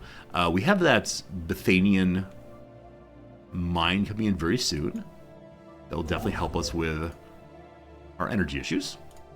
But I have no energy plants so far, so we definitely have to get one of those fairly soon. A new metal. Detailed surfaces on the planet Zania 6A have identified a large impact crater containing the wreckage of several ancient starships of unknown design. The ships appear to be completely devoid of life support systems, leading us to believe that they're either unusually large drones are controlled by some form of artificial intelligence. Interestingly, the hull of the ship is constructed out of living metal. We don't know much about living metal yet. This will be our second living metal spot. We can mine it for centuries to come. We'll coat ourselves with living metal someday soon. Alright, one more tick that came through, so we can build here next. Okay. So much living metal, time to do a megastructure build spree. I've actually never made a single... Is that true? I don't think I've ever made a single megastructure. I can't wait to try someday. someday. A society on Astinda 3. This is our Renaissance pre-FTLs. Is blossoming with rich culture and a deep appreciation for art. The inhabitants are putting down their weapons in favor of writing instruments. With a newfound willingness to learn and explore beyond conflict, we could be witnessing the dawn of a golden age on the planet. Wow! Please don't kill Galileo, thanks! Or I think put him on house arrest. That's what I should have said there. Oops. We're now researching all things black hole. Long day at work, JD. I hope you have a good weekend coming up soon. I know a lot of people are looking forward to this weekend, though it is hot, hot, hot. Those of you who are hanging out in the southern part of the U.S., very, very hot. Those of you in the northern part of the U.S., very, very smoggy, or smoky, I suppose. Whichever way, hope you're going to have a nice time. Alright, so unfortunately, none of our planets are exactly focused or ready to become big energy planets. And so, this is mining planets. This is nothing planet. Yeah, I want it to be factories, but it could be some energy also. That's what I very much want to have as research. It might make sense to have energy pumping out. This is whatever planet. This is the planet that grows very, very quickly. And so I'm going to throw some energy here right for now. I'm actually going to destroy an administrative office. Because now we can actually make crystal mines, can't we? Yeah, there it is. So we'll be getting the crystalline caverns taken apart for our greater glory. Mission complete. Unemployed specialist here. Unemployed specialist on the planet Cold. So that person will eventually downgrade or head somewhere else. They're too educated to work in the mines. Unless you're a poet. Not work in the mines. Lost to bureaucracy. Due to a major clerical error, parts of thought has fallen behind in infrastructure maintenance and accommodation services. The people live in bleak conditions and will not tolerate for long. Remedying the problems will cost us time and effort both. But for our research planet, it's surely worthwhile. So we say most unfortunate, 2 more blockers, or throw the inhabitants out and destroy it. No, it's fine. We'll spend money on the blockers. No worries at all.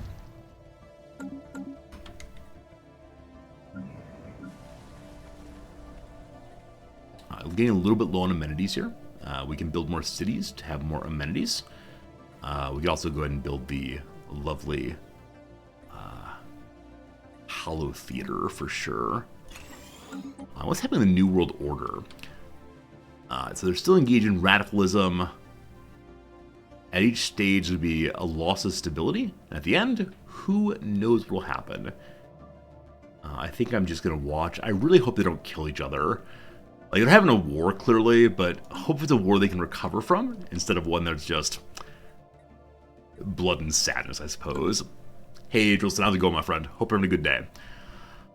Alright, more construction possibilities. But nothing. Oh, isn't there a drop back and build something somewhere? Yes. Get that artifact coming in. Hello, Odatoda. How's the dictator? It's going well. Yeah, it's going very well. We still have not found anybody else. And our dictator is still alive. And I believe she will live literally forever. She's the Empress now. She's age 82. She lives till age 300 at least. It's gonna be good. It's gonna be good. Alright, so now we can move us in the direction of producing more energy. And that's gonna be very, very nice. Speaking of which, even more energy. Energy as far as the eyes can see. And let's check the edict possibility. So the cost for subsidizing energy production is... Oh gosh, we were way over on Edict's Fund. I thought we had a much larger Edict Fund at one point. Probably the others became more expensive. So I'm going to say I don't need Starbase right now. Because we're not at our cap yet. Mining subsidies, while very, very, very cool, We are full up on mining, so we're going to stop that for the moment. And information quarantine, I like stability a whole bunch. We'll stay with it. We'll stay with it for now. Now that we have some crystals coming in, namely 2 a month, we need crystalline sensors to scan farther, or focusing crystal more damage. I'll go ahead and do the scan farther for now. We don't have any military purposes on currently. That's okay. As we're piling up on these rare resources, I could start selling them if we need some more money, but we'll see. Oh no, oh no. Bloody battles rage on Hadnock 3, where pro-unification and rebel forces continue to tear one another to pieces. In this struggle, no weapon or tactics off limit, and atrocities have been committed on both sides. Now that said, they are Stone Age, or Bronze Age, so they don't have nukes. I assume they're eating each other, pretty gross, not good, but they can't destroy the planet, I think. Surprise! A scientist is there, he causes the planet to be destroyed. Maybe. Rebellion hyperorbital bombardment? No, it's a pre-FDL people. I'm enjoying watching the pre-FDL people instead of causing problems for them. So what we could do is go looking for a heavy energy planet. I think we've already looked at all the planets inside of our territory that have not been terraformed. Yeah, it's just not going to do it. And where else are there planets that could help us? Over here. Definitely not energy. Here. Definitely not energy. I guess I lay up blockers also. Some of them might give additional energy possibilities, but the expansion planner will show you. Okay, expansion planner I'm very, very bad at using. That'd be good. All right, our head researcher named Wise has leveled up. They're on the council, so we'll continue doing Spark of Genius all the way through. And so even faster research throughout the whole darn empire.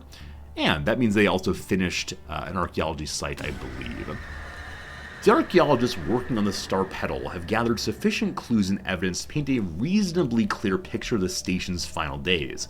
A stray asteroid impacted the station, knocking it into an orbit that would soon plunge it into Aldura 3's atmosphere. Station-keeping thrusters could not compensate, and the command staff soon issued an evacuation order. Unfortunately, the station only had enough escape pods to evacuate a fraction of the passenger, and panic occurred. All very terrible, all very sad. Back to it.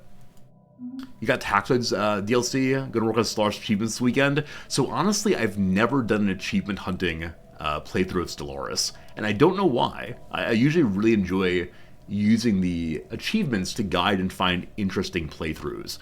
And yeah, in Stellaris I just haven't. I think it's because you can create interesting roleplay opportunities just by choosing the character types.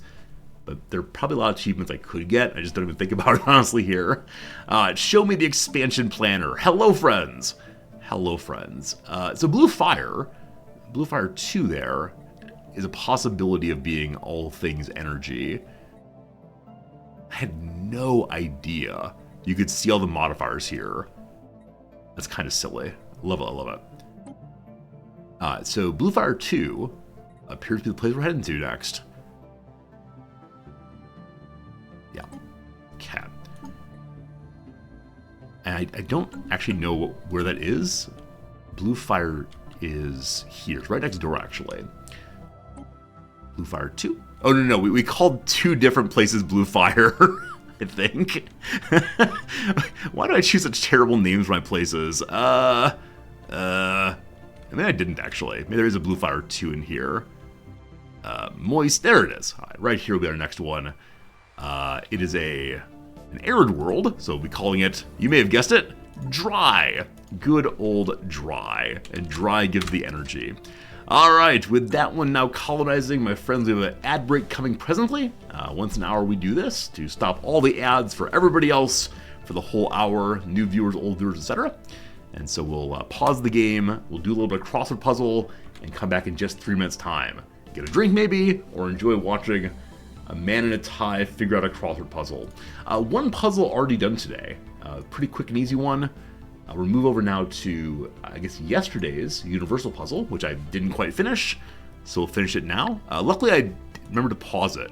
I recall a couple days ago, I went back to yesterday's puzzle, and it was like 25 hours or so. It was pretty silly. All right. I think something's wrong in this upper left-hand corner, but I'm not quite sure what. All right, skewered. So skewered could mean both, literally stabbed through. It could also mean metaphorically panned, criticized, that kind of thing. Not quite sure. Post office service. That's a U.S. mail, of course. I apologize for anyone not in the U.S. What do you mean? It's the Japan Post that does that. Captain's record. That's a log for sure. Use the high occupancy vehicle lane as to carpool. Avoid detection by. With an H. Not sure. Heartfelt. Ooh. Bardem of 2023's The Little Mermaid. That's Javier Bardem, almost certainly. Stale. Old, no doubt. Polygraph target. Polygraph, you go after a lie. That said, I've been told they're easy to trick and probably don't predict too much other than states of nervousness. Blank the line is toe the line. What on earth is JCT, though? Highway crossings, other junctions. Yeah, that's good. Periods in Congress. Sessions. Sessions are what they call Congress periods. Salty expanse. Could be like, does salt come in dunes? That's sand dunes. I mean, the ocean, I guess, is salty expanse, now that I think about it. Fitzgerald of jazz is, I think, Ella Fitzgerald. Perhaps. Well, maybe. Not sure, though. Biblical tower site, the Tower of Babel. They all used to speak one language. Max or min. That's a limit, I believe, though I don't know how they want to abbreviate that. Fit for a king. Regal, royal, one of those two. Let's check it down and see. Healed, say. Healed. So obeyed. Dogs heal. And with that, regal is the correct one there. App name for a tuxedo cat. I have absolutely no idea. Pear variety is Bosk pear. Vicinity is area, of course. Big Ben for one. Big Ben is a tower, a clock, a bell. Cuba por ejemplo, it's an isle, which is probably an isla in Spanish. Children born during COVID briefly. It's Gen something. Whatever comes after Gen Z, I think they're calling it Gen Alpha, maybe? Though I'm not quite sure. Is it Gen C for COVID? Possibly. Even for Oreo again? Is it Oreo? Okay, yeah, maybe a tuxedo cat is called Oreo, because tuxedo cats have black and white together. I think you're right about that. All right. Wave 2 from the dock, perhaps.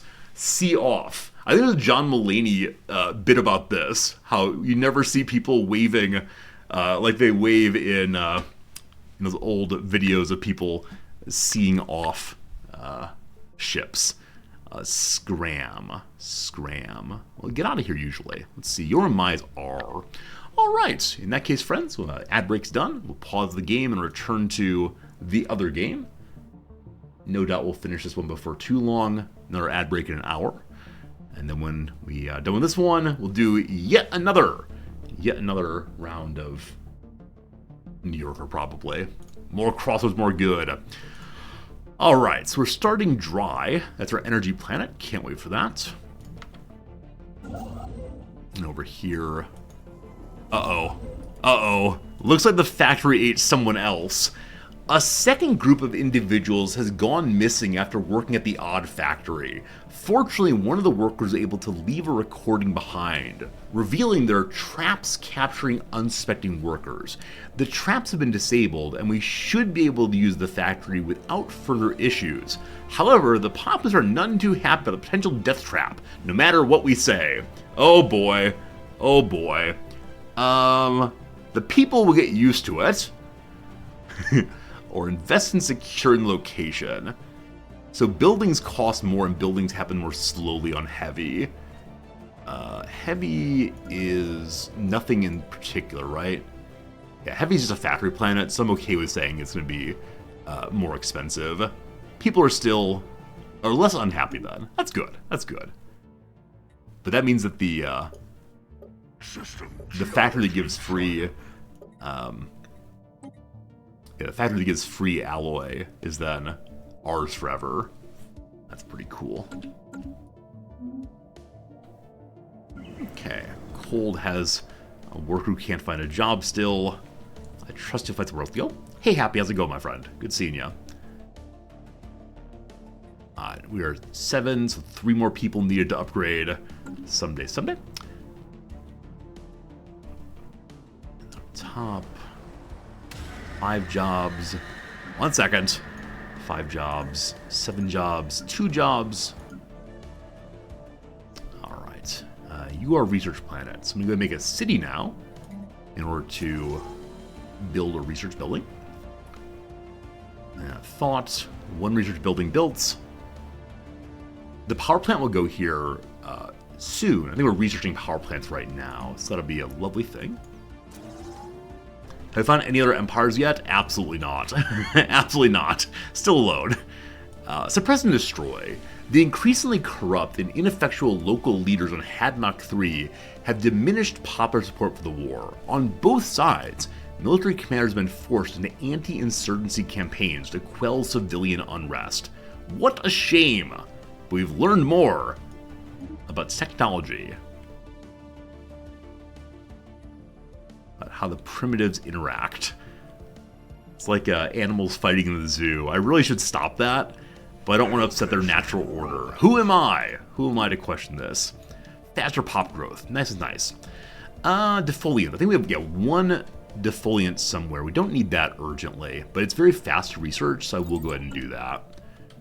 And then the Edict's fund would be nice to have also. Wow, we have so much fleet cap availability still. So I think I started a 3rd fleet. Actually, all my fleets can be big now. And as I said earlier, we have destroyers for the first time ever. And so we'll go ahead and fill up to 5 on those. We have lots of alloys, so no problems at all with just spending like the dickens to fill all these up. So I think we'll go ahead and do 5 more. A chip. 5 destroyers also, and then do 5 more of these. And 5 more of these. Does not compute. Beep, boop, beep, boop. Good. And 1 more here. And you can have 10 more also, so once again, just 5 destroyers. This one has the battleship, though. This is our flagship fleet. Alright. Also Betharian power plants. Nice. We'll get that built straight away. As always, I've just begun building my destroyers. Time to make destroyers cheaper to build. Or the living metal.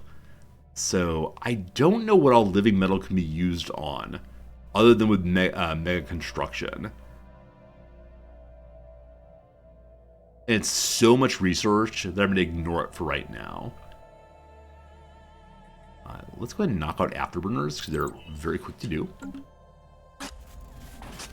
We've recovered valuable information from the databanks found in the bunker of Mor Hestru. The databanks tell us it was sort of a listening post. Apparently the aliens found a way to interpret signals coursing through the mycelium and convert them into actionable intel. We don't understand how this is possible, but the team now tries to bring water from nearby ice asteroids to awaken the Fumungous again, and see what kind of data it transmits. I wish to speak to the mushroom. Bring me the mushroom.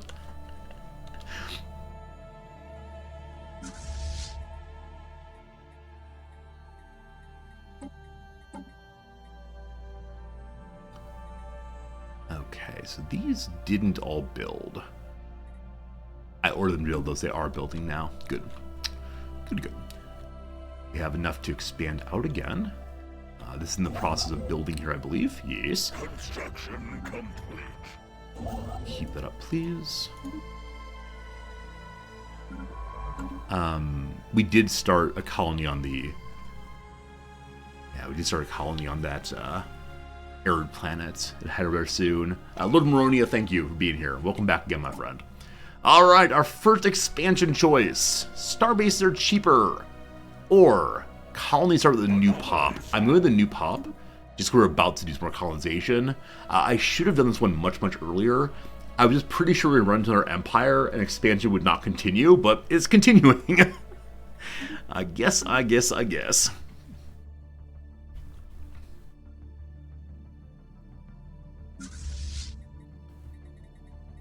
Get ships also.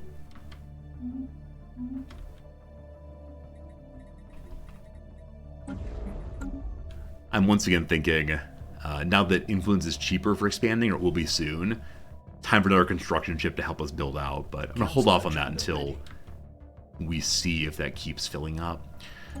Council agenda. More unity, more good for the next little while. And then what do we want next? Still can't open that other slot, unfortunately. Superior colonies. Colonies develop even faster. Young colonies also get planetary build speed for 10 years. I can't imagine making too many more colonies right now. Skip that for the moment. What do the factions look like right now? Oh! There was a faction that was opposed to us. They're just gone. That is fantastic. Cool. So the militarists sure would like us to take over other people, and I'd be glad to do so if, there were other people. So I'm considering suppressing them. But no, we don't have faction problems right now. We could try to bring more people on the planets in the direction of egalitarianism, though I'm just not sure if or against egalitarianism, towards authoritarianism. But I think most of our people are doing fine right now. Okay, if we favor our capital world, this will mean that the bureaucrats make more unity for a while. So we'll go ahead and do that. That seems good. Broken Cybrix warforms. The final Cybrix piece we needed. Reigns of two of them have been discovered in orbit on Hamcad 1. They appear to have been destroyed in battle, but no debris from an aperture has been found. Either they're badly outmatched, or there's more to the engagement than meets the eye. Some kind of Transformer nonsense. And with this, we should get the final result. And again, I don't know what it is. Very excited to learn pretty soon.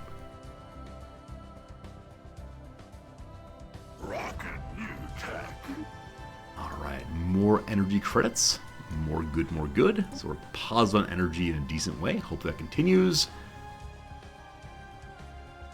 Better research complexes. I am making research planets now. Having those be very useful. Eventually I will have science ships help with research on both of the research planets also. This will be planning well into the future. We'll see how it goes.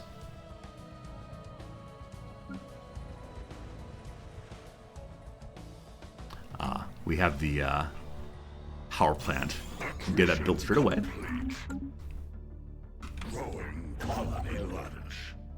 Like I said, I want to head down to this spot next because it has all those rare resources. I'm considering selling rare resources monthly because we're just not really using them for anything. Power plays. Given the failure of any one group to seize control of Hadnock 3, the planets descend into chaos. Local warlords vie for power, and increasingly radical social movements spring up overnight. The planet continues through the greatest upheaval in history. Peace is still a distant dream. Good luck, little friends. Good luck. What do the color fleet icons mean? So green means that they're docked up. If it's yellow, I think it means it's docked up somewhere that does not reduce its cost. Is that right? That may be right. As of right now, this fleet's heading over to get upgraded.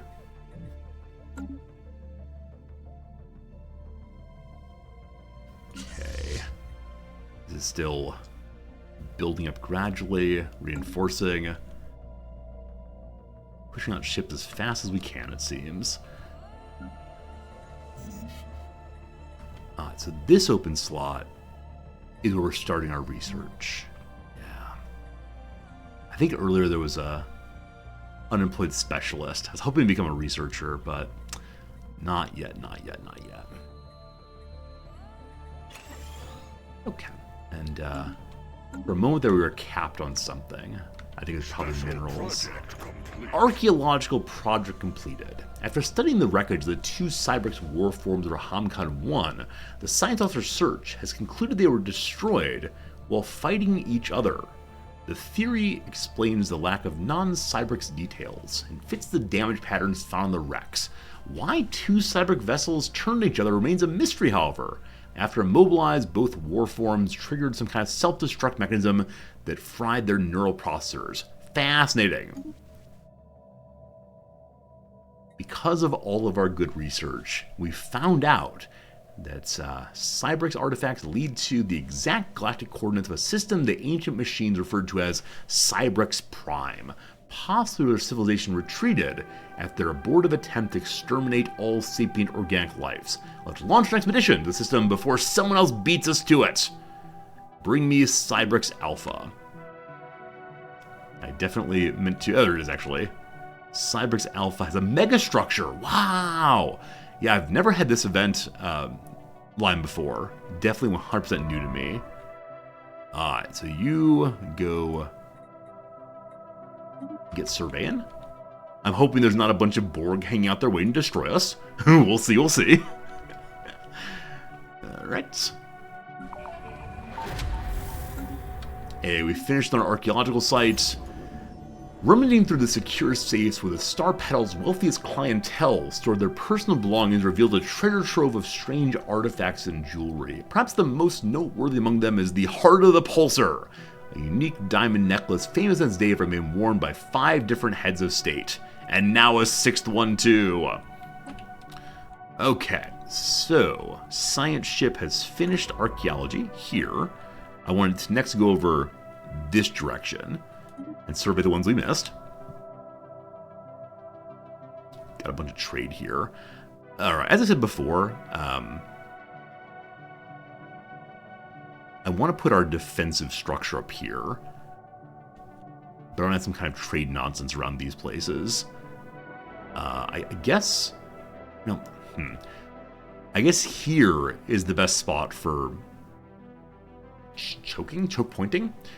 And so 1, 2 hops there, 1, 2 to here, 1, 2, 3 to here. I don't know if I can get to 3 with trade points. Can I? Let's see. Here at Nightlight we have a... No, we don't. Here at something we have a collector. Is it you? Yes. So it's...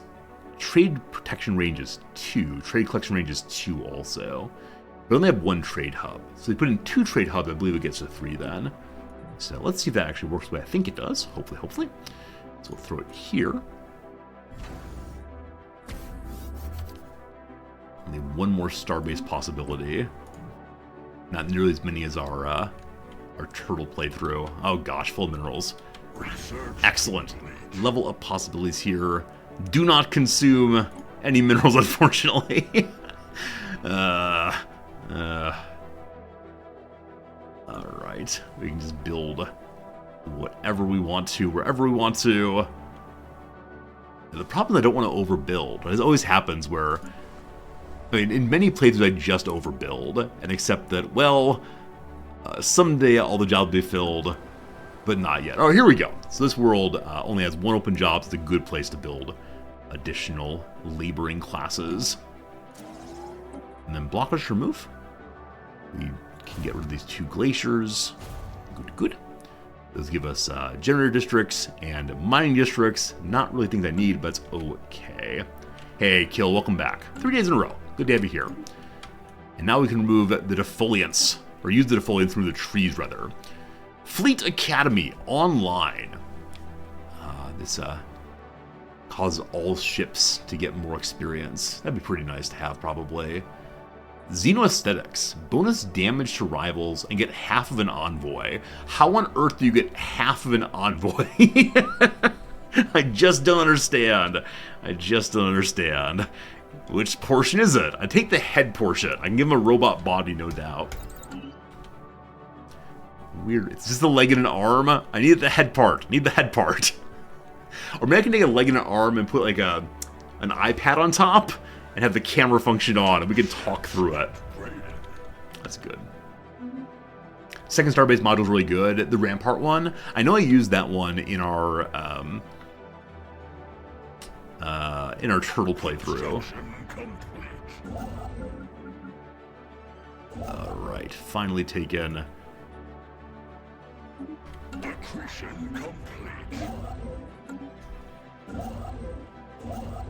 Okay, that was the artifact spot. We've got that now. Okay, there'll be a science ship on the way to scan here, I believe. Yep, you're heading there. We'll build there before too long. We have some time between now and then. No scanning done there. I guess we can help take this part over. Oops, selected the wrong individual. Good. And then I think our new starport is still being built, slowly but steadily. This is another trade port, so we had one called Exchange so far. We'll get called one Market. Some good stuff. Put on the map, you know, Market. Good. Good.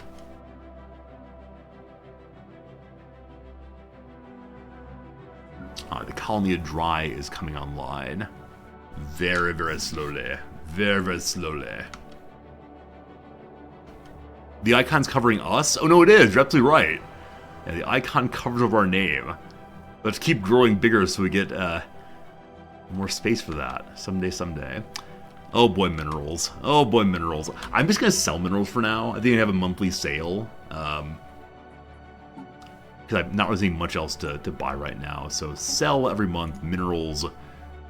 I'm going to sell 100 of them for now. 120 for now. At any price you want to.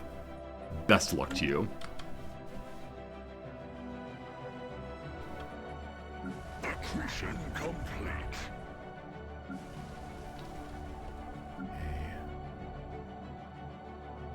Research worlds. Cold? Yes. Okay, I'm gonna go and build up another city for right now. Is selling minerals human trafficking or rock? Oh no, don't remind me. We are playing as rocks. Feels very bad to sell anything. Grip of the Autarch. In a stunning display of strategy, Goomy has crushed the planet's resistance. Sleeper agents in the rebel ranks precipitated a coordinated and planet-wide attack. Before the rebel commanders knew what happening, their positions were overwhelmed. Hadnock 3 is now unified. Wow, they're fanatic authoritarians, kind of like us. The New World Order is completed. Are they still in the Stone Age when the New World Order launched? They're in the Bronze Age still. Yes, Bronze Age, but a unified planet-wide government. They must run very, very quickly. I just don't understand these things sometimes. Oh, goodness. Oh, goodness. This planet here, just more territory for the taking, so we'll colonize that too. It's an Arctic world. We have one called Cold. We'll call this one, I don't know, Burr. Call this one Ice. Ice. We already have Ice also. We have Cold, we have Ice. We have Arctic. Perfect name for our perfect people.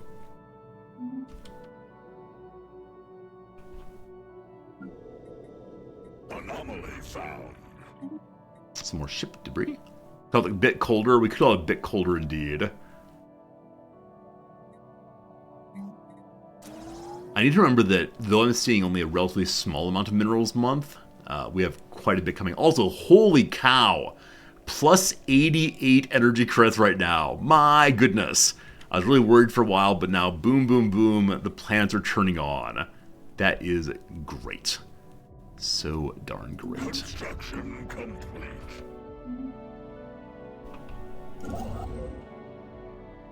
Lots of mines now. Alright, Cybrix Alpha has been scanned. It is indeed a destroyed old megastructure. And that's all we're seeing. Can we click it? We can. This section of a ring world once supported a functional biosphere, but no longer. Repairs are theoretically feasible, but it would require advanced technology and a large amount of resources. For now, we can research this a bit and learn what this thing did. Battle debris. This is not the same thing. A colossal space battle occurred in high orbit of Ender Long 3, some 600,000 years ago, with ships from at least 5 fleets participating. There's the Romulans and the Vulcans and the Federation and the Klingons and the Ferengi. There you go. There you go. There you go. One of the fleets belonged to the Cybrex, although the vast majority of orbital debris comes from other participants too. Situation log updated. Alright, where was that one? Right here. Let's get you scanning this thing. Is there any better way to deal with the outliner rather than scrolling through all of it? Like, I know we can close off pieces we're not using, a la that. Special project complete. But I just don't know if I should just keep them all closed and then open them if I need them. I like having them open to give me a sense of what I'm doing. Market has been built. Market needs a trade hub and a trade hub. And I don't know what to do past that right now. Need a modded outlier? Maybe so. Maybe so. Hello, Gunua. As a Trekkie, why not play Stellaris with this Trek mod? So, I have played the Star Trek Stellaris mod one time. I was so excited. I didn't quite get dressed up as Mr. Spock, but I considered it with the ears and so on. I was over the moon excited.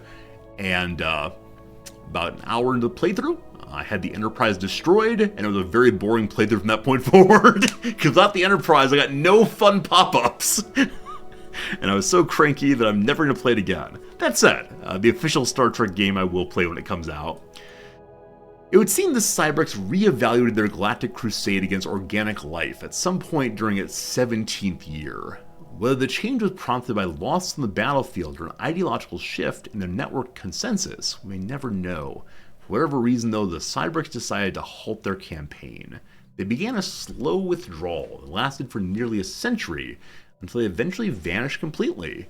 We now know they retreated to this system, where they constructed a massive ring world designed to house their entire civilization. They isolated themselves here for several millennia, until an independent explorer chanced upon the system and spread its location to the rest of the galaxy. The news the dreaded Cybrex had been found again prompted several neighboring powers to organize a massive military expedition, which bombarded the Cybrex ring world into rubble. Strangely, the Cybrex seemed to have offered no resistance whatsoever. Fascinating, but kind of sad. Fascinating. We now have a relic. The Cybrex Warforge. A relatively small and portable warforge, the last of its kind in the universe. It's a relic from the time when the Cybrex made war upon the galaxy, before their adjustment made them change their ways. The Forge's ability to produce warships has been permanently disabled by Cybrex, but still has the capacity to convert massive amounts of minerals into alloys. So 2,000 minerals, 3,000 unity go in, 1,000 alloy come out. Also, allows you to build Cybrex Warform armies at your capital. I don't know if I want little robot armies troubling my,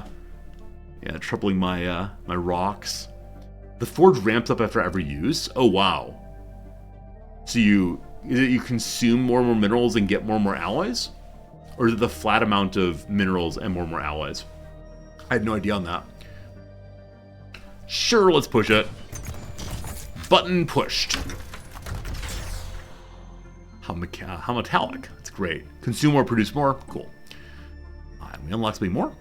So, population growth speed increases or cheaper star bases. As of right now, we have enough to build 2 star bases, so faster pop. Thank you, thank you, thank you. Research complete. Upgrade all the research. Nice. Let's do cheap research real quick. You've seen it get up to 20,000 alloys a pop. That's crazy. Absolutely crazy. Signs of battle. I thought this was an alligator initially. I now see it's a cannon of some sort, but can you imagine if someone disguised their cannons as gigantic alligator heads? We're over fleet cap. I built a little too high. Clear evidence that at some point a massive space battle took place in close orbit off Ibaka 3A. in the past 5,000 years. The surface on one side of the moon is pockmarked with craters from stray weapons blasts, and scans from the rock find have picked up several hulks on the ground. We don't like them when they're angry. Though the wrecked ships are all in very poor condition, the fact that anything remains after all the damage they must have sustained is a testament to their advanced design. The science officer preparing an expedition to sift through the derelict hulls for any valuable technologies. Okay, let's get you there.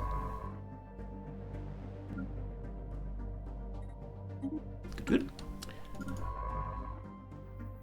And we should probably go over and take over Cyberx Alpha, though hopefully there aren't any hidden people in here who are gonna rise up and attack us. I think nothing else would be nice to look at the megastructure. So this science ship, I believe I was using previously as my second archaeology ship. How much archaeology remains? Still 4 more. That's a little bit crazy. Yeah, I'll put it back on auto scan for now. Good. There's now an option to spend minor artifacts for secrets of the Cyberx. Oh, cool. Cool. Secrets of the Cyberx. Delve into the secrets of the Cyberx. So it's quite a number of artifacts, but I will definitely go ahead and do that. We'll need 5 more. They come in, I believe, relatively quickly. 1 every month, I think, right now. So we'll see. Blocker cleared. Blocker cleared. Well done. Can't remove the quick sand quite yet. So this is Researchville. Could be upgraded once you have planetary administration. Only 2 pops. Gonna be very slow going. Hey, alright, so new colony's begun. This is the colony of Dry. Hello, Dry. And because of that upgrade, we now get 2 pop when we started it, which is very, very nice. And I believe you're just big and fun. Oh, this is actually Energy Planet. Yeah, our aim hero is more energy, more good. So we'll get that going. And then bring me Autochthony. Good.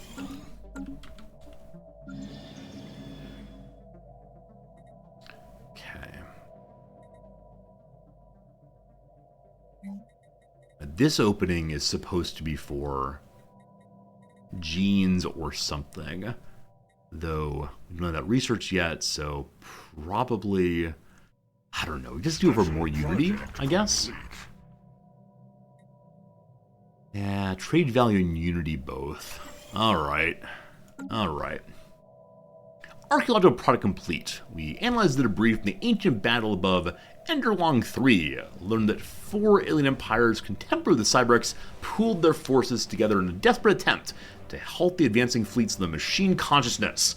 Judging by the small amount of Cyberx debris, they were not successful. Is that our very own Wolf 549? Is that the number? I think that's the number. More Cyberx artifacts. More. Afterburners online? Yeah, continue with cheaps here.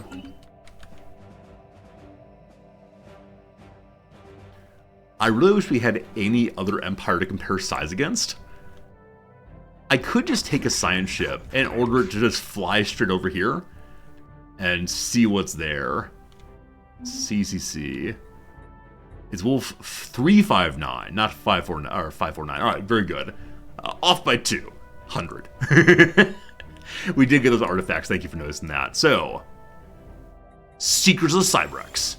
Our scientists have begun a special project to study the deeper secrets of our precursors. Ooh, It's 12,000 research points. Fine, let's do it. Here. I said Worf, I meant Wolf. I know Worf's the big ugly dude.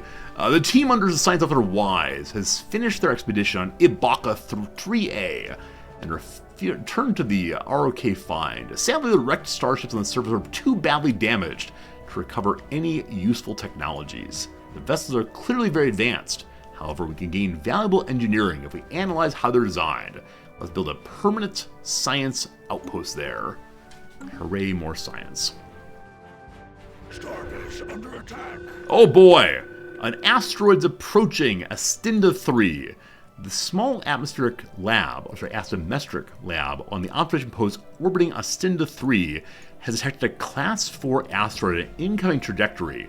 Unless actions taken, it will impact the planet's northern hemisphere with enough force to cause an extinction-level event. So this is us trying to keep our Renaissance planet alive. Passive observation would typically prohibit us from intervening, but many scientists have argued for an exception in this case. To do nothing would mean to condemn the Vryn civilization on Astinda 3 to certain death. Do we believe in the Prime Directive? Heck no, we don't. Alright, so there it is. That's not true. There it is. The scientists are shooting as fast as they possibly can. Good luck, good luck. Where's my nearest fleet? Uh-oh. Uh-oh. Fleet here. Other fleets are all in the middle, it looks like. Well. Yeah, so... Hello, fleets. Go save them, please. I believe in you. A day after finishing the mining station on the trapped asteroid, the rock turned, destroying the mining station. In the process of doing it, even more rare crystal deposits were exposed. So do it again, or study it. Do it again! And then archaeology site Mushroom. The mushrooms are starting to flourish again. With the help of several other ships, we had to tow several icy asteroids into orbit before bringing down chunks of them to various places on the planet to melt. It's been a long process, but it's finally beginning to bear fruit. Mushroom fruit. With this, the computers began to spill out small bits of data that seemed pretty random until we recognized activity from home. In cooperation with teams on Rock, a series of experiments have been conducted, and the only possible conclusion is that mushrooms have limited awareness of what happens on other planets. While the data we retrieved is not exploitable just yet, continued efforts to restore the mushrooms are expected to give us more results. Fascinating indeed. Okay, so that ended the archaeology site. Holy cow, I have a whole bunch of folks doing absolutely nothing. Alright, more archaeology here. It's difficulty of 2, we should be able to do it. So we'll send Shovel on board the ROK Dig to go dig that one up. The surface of Shasamar 2 is utterly without precedent, oh gosh, in all our explorations to date. Vast geological areas, from mountain ranges to entire continents, are suddenly cut by shapes far too geometrically regular to be natural in origin. The otherwise natural-looking environments are suddenly broken by entirely flat plains, perfect triangles, and sharply angled corners. At present, any explanation of the baffling phenomenon is pure conjecture. I like to think it's a very large child came by and tried to jam the triangle piece into the square. They all go into the square. Okay. Good. The Fumungus listens again. The mycelium listening array, I love that, is finally operational. A significant supply of water has been brought from orbit to sate the ever-thirsty mushroom. Oh gosh, is the mushroom gonna rise from where it is and come eat us? Major upgrades have been made to the computing resources. Some mysteries remain, and as we're still not sure how the mushroom managed to collect that much data from the rest of the galaxy, the number of signals traversing the network proved surprisingly low, considering the quantity of information conveyed. The most prominent theory posits the Fumungus exists across dimensions, where distances are not what we're used to. Quantum it must be. In any case, the Fumungus is in contact with offspring across the galaxy, and these smaller colonies are able to relay data, which can then interpret. With the network working again, the only decision left is, do we use it for surveillance or no? Hopefully the mushrooms understand that we're helping it and will just leave us alone. Let's see. So if we use it for monitoring, we'll become more authoritarian. Or let the mushrooms alone, gain a bunch of unity. More authoritarian is good for the long-term stability and survival of this place. The fleet swears it's trying to come. It really is trying. It swears it swears. I don't know if I have available Admiral who can go a little faster. Which is the speedy one? Speedy delivery, speedy delivery. It's bonus HP.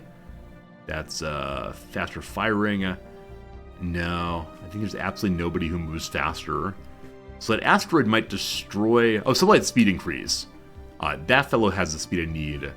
It's on the Empire, though. So I have to hire him and throw on the Empire just to move a little faster. Good luck, planet. I swear I'm coming to save you. I need to be able to hire mercenaries. If we hire mercenaries, we good to go. Only 1, 2, 3 jumps to go. And, it's coming. Just keep shooting.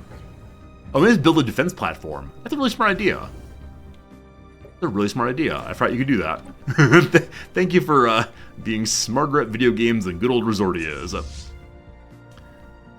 Y'all go back home again. That's a really smart idea. Thank you for thinking thoughts as opposed to panicking and sending the entire militia over, well-regulated though they are.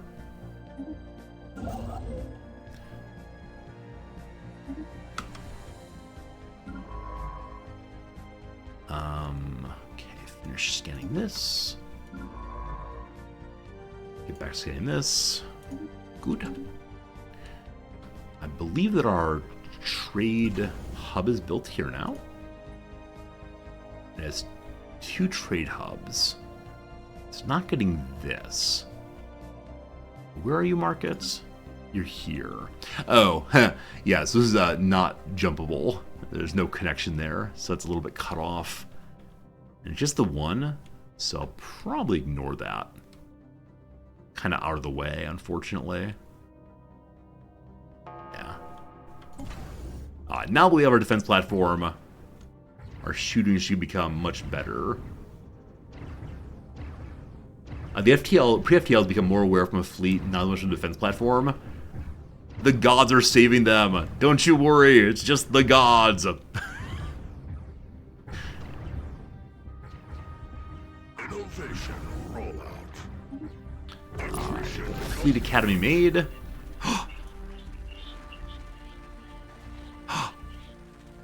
What do you think? What do you think? Have we found an empire? Oh boy. Maybe, maybe. So we made the Fleet Academy now. And larger Navy also. Yeah, Navy logistics building means everybody else gets more Navy capacity. That'd be huge. Probably time for the gene clinics. Or leveling up administration buildings. Always nice. Gene clinics is super cheap though.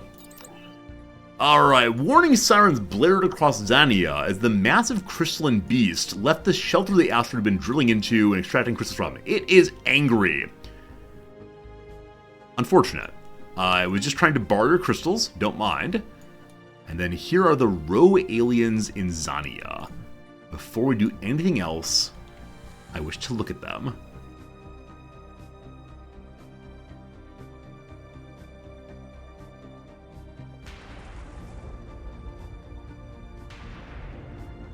Oh, is it just the asteroid?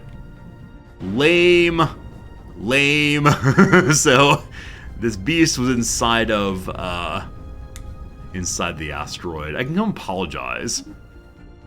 Construction ship under attack. Alright, I apologize. We'll send someone over to talk to them at once. Good luck, construction ship! Oh no! Poor construction ship! I managed to jump away, good. Asteroid destroyed. The asteroid is heading towards Astinda 3 has been destroyed before it reached the planet's surface. What fragments reached the atmosphere burned up safely before they can cause any harm. Aside from having witnessed what must have been a spectacular meteor shower, the pre-FTL aliens have no idea how close to extinction they just came. Nor will they. Awareness goes up a tiny little bit. Okay, I'm hoping you have a positive interaction with this thing. We can apologize for destroying its home.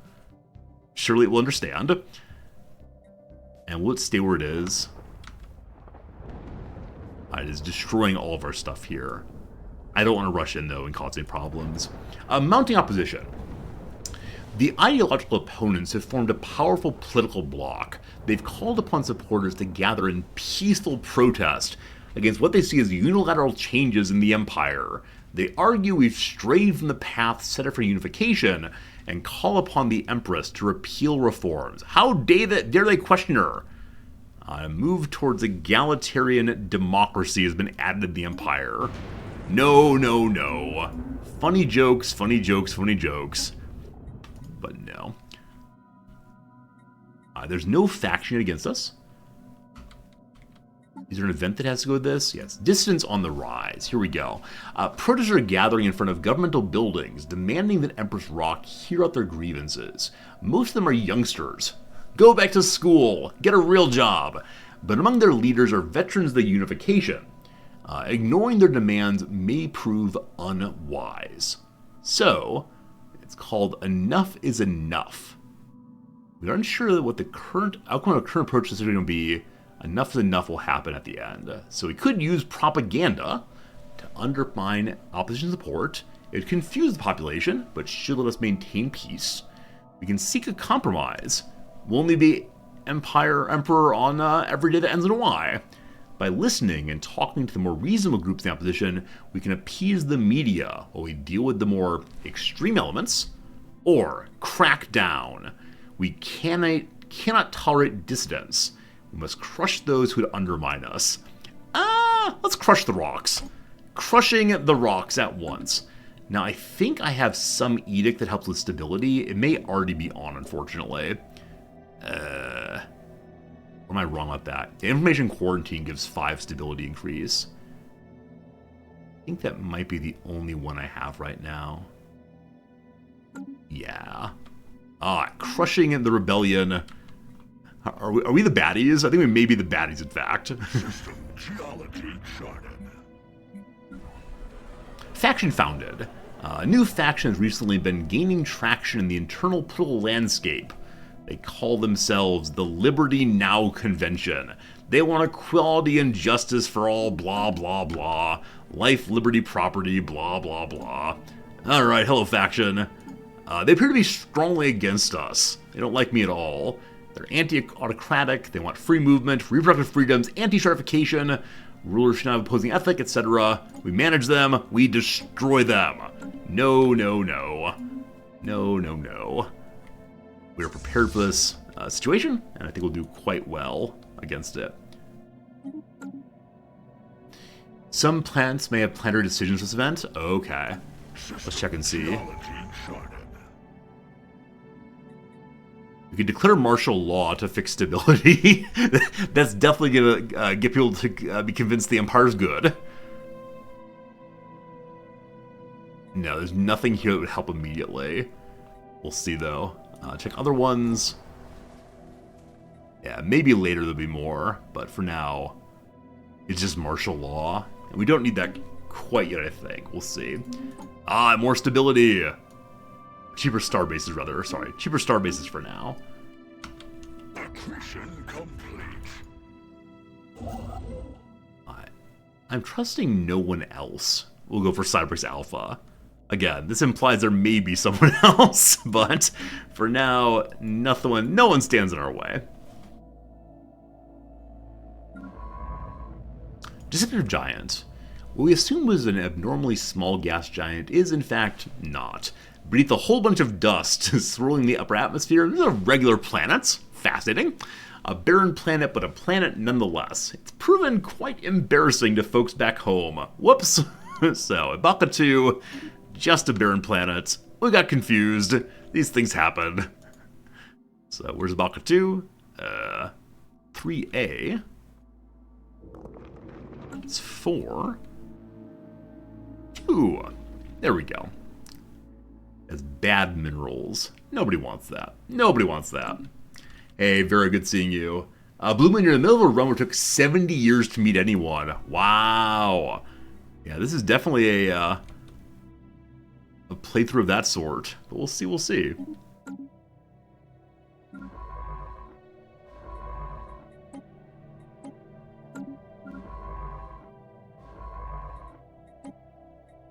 Okay, are there any special events right now?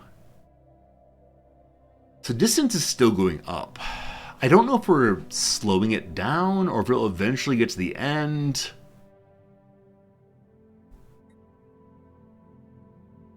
So right now, all Crackdown does is lower stability. So no matter what you do, it's just a choice of what do you give up. So we're not giving up any resources, we are giving up stability anyway, which I think indirectly lowers resources. But probably when it ticks along to number 2, then it'll be a little different perhaps. We'll see. Alright.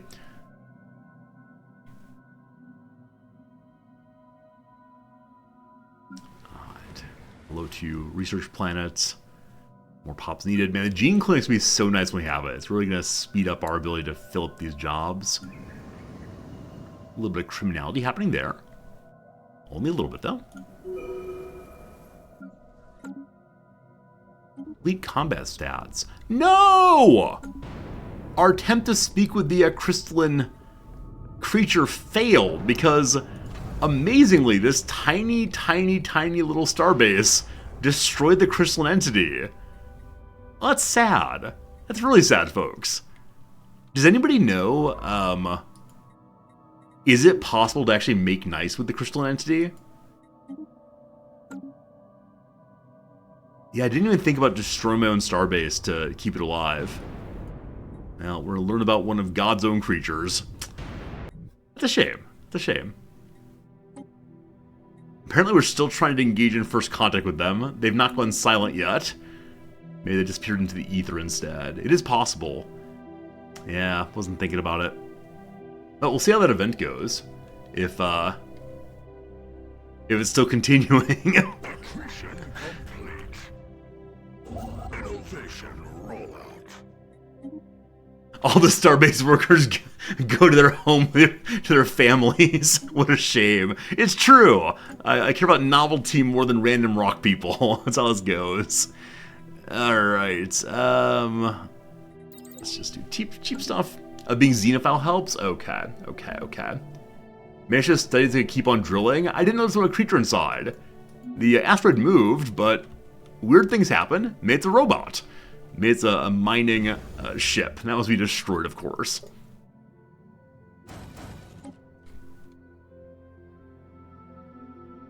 So I really don't have militarized borders at all.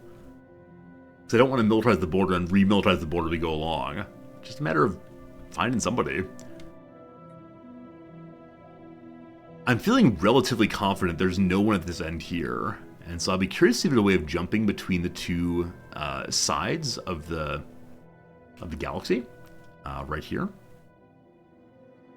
If not, I think I'll start a scan this way. Oh boy! First kind of event. The irregularity we designated as the row aliens appears to be made of some sort of crystalline material. Curiously, it seems to be able to propel itself across the void and protect itself when necessary, indicating it may be alive. The researchers are working hard to find out more. I think it's dead, Jim. Alright. This is the place where it had like strange geometrical shapes on the planet's surface. Shashamar 2 is virtually fractal. Insert Mandelbrot set here. The same wild collisions of natural and obviously artificial geography visible from space are replicated on a personal scale planet-side. There are mountains with perfect pyramidal bases and jagged, craggy summits. Rough tundra that suddenly becomes a perfectly smooth plain. A bare rock until another weathered natural formation bisects it. The juxtaposition of irregular boulders and rocks scattered among perfect cubes the size of a microchip or a hab block. We can only imagine how this came to pass. Keep digging, all of you! Find me what you can. Hey, Mama 3 Teens, good seeing you, my friend. Hope you're having a good day on this lovely Thursday or Friday or whatever day it is for you. Welcome. Alright, so let's now scan the poor body of the defeated crystalline beast. Hopefully, I shouldn't say defeated. Slaughtered, murdered, treated very unwell. That's the truth of it. Hey, time for an insight breakthrough. Gather enough information to create an insight technology to explore further. So I don't quite know how insight technology works. So next time we have an observation event, we'll gain a research option instead. So we're learning from the pre-FTLs somehow. If we want to, we can now get more alloy. Heck yes. Boop. So another 2,000 minerals consumed. And we got, no, sorry, another 4,000 minerals consumed, 2,000 alloys, just like that. Now that is burning Unity. I need to be saving Unity. I should not continuously destroy Unity by using that machine, because we just don't need more alloy right now. So that's definitely a misthought moment. Should have been a little bit more strategic in that decision. We'll see if we get punished for it eventually. Stones turn. Upgrading research. So we learned about the crystalline beast. Learned how it repaired itself. How it defended itself. About creatures out there. How bizarre, how bizarre. Doot doot doot, doot doot doot, doot doot doot. Amenities are plus 12 on Rock right now. The Hollow Theater is giving plus 20, so we do still need that. We no longer need the alloy foundries, because we have more than enough plus alloys. So I'm going to replace this one with more administration buildings. More. What's the difference between light gray and solid gray technology? So light gray is inside of an actual sector, and the other stuff is just random frontier such and so. We can go and start a new sector out here, I guess. We have a whole bunch of sectors. We'll see. Hello, Zarya. How you doing, my friend? Good seeing you. So this frontier can be made. Whole new sector. Looks much nicer now. There you go. It is the Thought Sector. Doorknob, hello. Silent Sin. You knew my How Bizarre song? You want to know the rest? Buy the rights. How bizarre. The gene clinics! Finally! I don't know how rockmen have genes, but we're able to make faster rockmen now. And he's building immediately. Alright. So xenoaesthetics, I guess, is the what we learned about from the people down below. Yeah, we just don't need it. We just don't need it at all right now. I know that there were some blockers I wanted to remove. These are both very nice also. But let's go ahead and remove these blockers. There are 3 of them. Sure. I can combine my 2 sectors. Oh yeah, the heavy sector is doing absolutely nothing. You're absolutely right. Heavy sector needs some help there. Also, this sun is called Hark. It's been called Hark since we found it. I'm okay with keeping that name. All names must be only one word. Hark is perfect. Okay, so gene clinics all the way. Yes. Hey, Muffin, I got you playing Stellaris again? Awesome. Hope you're enjoying it. Better at launch, but Paradox DLC, they keep on coming. It's true. Nigh infinite DLC. More. Okay, so on every planet, I'm building a city district, just so we can go ahead and build the... additional gene clinic. Now, some of them, I have blockers to remove, don't I? This will give me hot spring. We do need a city anyway to help. The ice world. Blockers to remove. This one we'll be able to remove in a little bit. For now, more you. Zartar 3, strategic resources. We found something called Zro. At some point, I've been thinking a little bit about becoming psychic rockmen, and using the Zro will help our psionically gifted individuals. Very potent, addictive drug, enhancing psionic abilities. I don't know, maybe someday.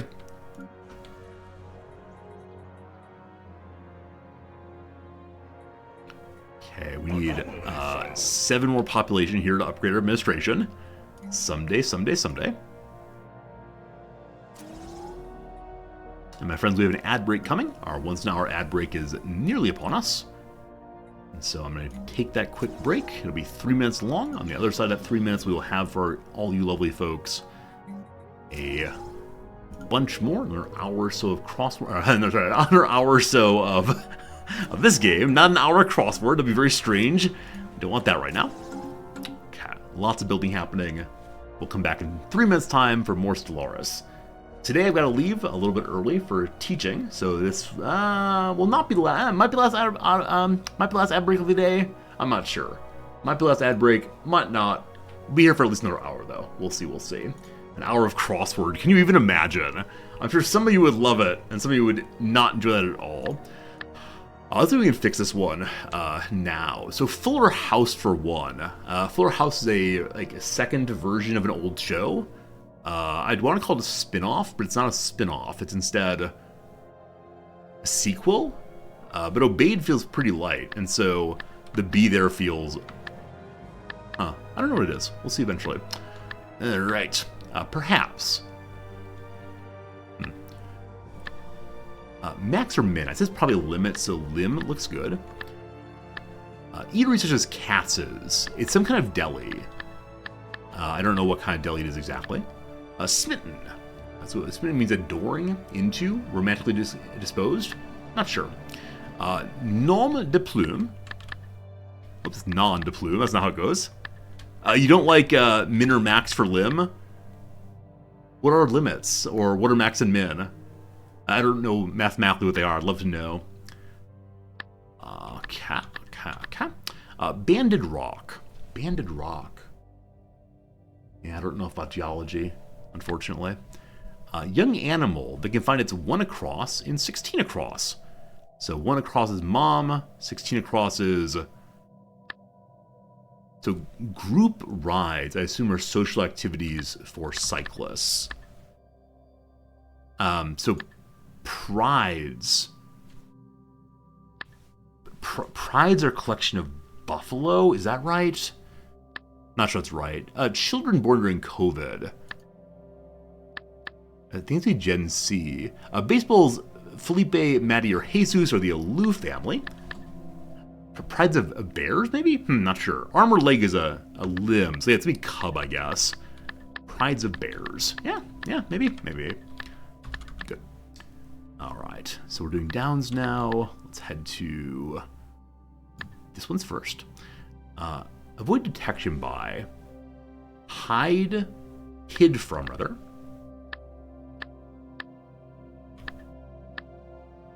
The P of S&P 500 is Standard & Poor's. Aluminum maker. Aluminum maker. Not sure. Heartfelt is poignant. Poignant. I think that's how it's spelled. Fuller House. Is it a reboot? Is what claim it is? So I don't know what Aloka is. So if something's wrong, or Alcoa? Alcoa, rather. Cameron mentioning Kodachrome is Nikon indeed, so this must be right, but I don't quite know what it is. Alright, Scram. Run Along Now. Tinker, Tailor, Soldier, Spy author. That's John Le Carré. I like that movie very much. It's incredibly slow moving in places, but it's good fun. Complaints on a Sweltering Day. Is it just I'm hot? Perhaps I may? Love it. Love it. Alcoa is a huge aluminum company. Yep, just never heard of it. Thank you for knowing that stuff. Automaker with a soul. I think Kia has a soul. So it's a kosher deli for Katz's. Smitten is in love, and the stone is agate. Agate.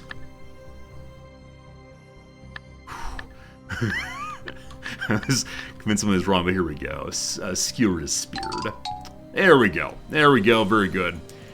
So this one I didn't know. I feel like I should have known. So the sepal, or sepal, not sure which, enclosed petals. So I think it's the part of the flower that opens up and maybe closes also. You've been saying Alcoa for 5 hours? I think I only had this thing open for 3 minutes an hour ago, so you're a time traveler coming from the past. Very good. You would not describe Fuller House as a reboot. Yeah, I don't know. I never saw it. I know it's... Yeah, I think of reboots as the same character played by different actors.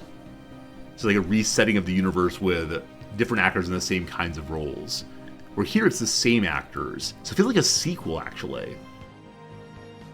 Yeah, I want to say a sequel instead.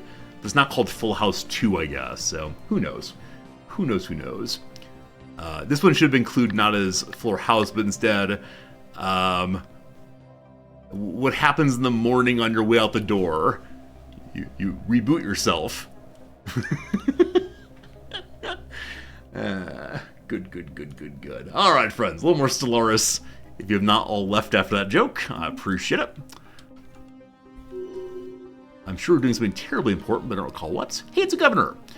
So this governor could do faster pop growth speed, yes, or more resources, or more pop upkeep reduction. Yeah, definitely pop growth speed at this point. Okay, so if we want to roll heavy into thought, we then need to have yin also part of it. And now let's pick up these bits also, I believe. That seems good. Alright, to the sector planner thing. Hello. Oh boy. Okay, so heavy, no. Edit sector, yes. No, I want to start not on the heavy side. I want to start on the thought side and go doot. I think that's how it works.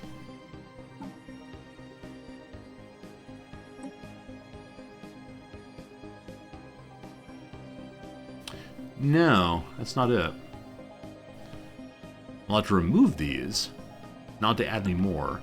I may have to undeclare it from this side instead. We'll figure this out eventually. Find the right tricky buttons to push. So rock, I was to disengage. There we go. And I don't know if I'm allowed to just destroy heavy itself. I think I might be able to. I know I started it myself a while back. So heavy, into the trash can you go. And then we want to have thought expand. Open your mind.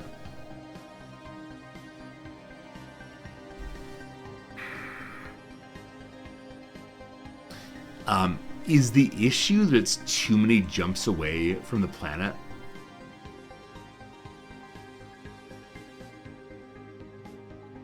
Yeah, I think it may be too many jumps away from the planet. So maybe I can have light grab it? And if not, then heavy is the orphan for the time being. That's too bad. That's too bad. Alright. Light. Consume. Yep. Unfortunately, it is the case that they're just too far away on all sides. So we have heavy run through this way, I guess. That's a possibility too. Now, I don't have any sector governments going, or other than the home ones. It's not super useful, unfortunately. Eventually we'll have some more governors, though, I'm sure. So we need to start heavy again.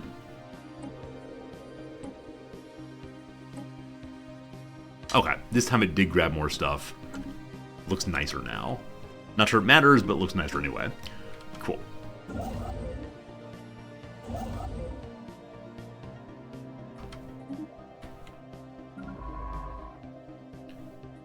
You return to auto scanning, please. Thank you. I'm considering going and destroying the mining drones now, just for want of something to do. We definitely have enough strength to do so, and we could rearm our ships. I think instead we're going to just head on over and see how it goes. Such tiny little fleet still.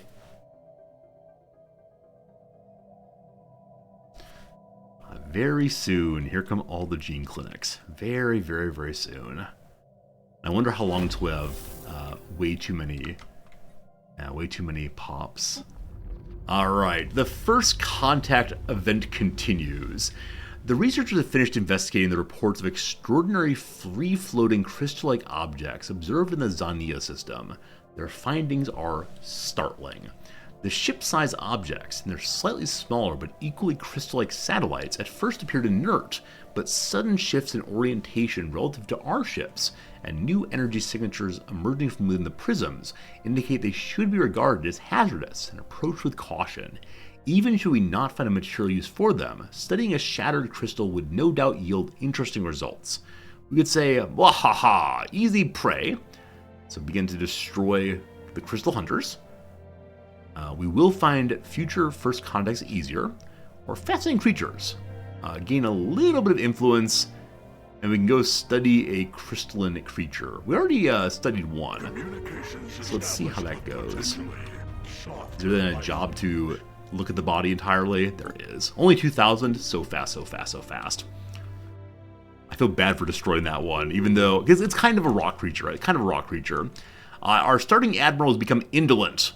So because of the council, trust has dropped with everyone nearby. Is that a bad situation to throw him off the government?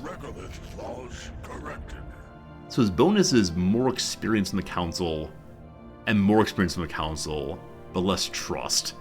We'll see how it goes. How's the faction against us looking? I haven't looked in a while. They've been cut in half. So they were like 18 or so when we first saw. They're now much, much smaller. Good.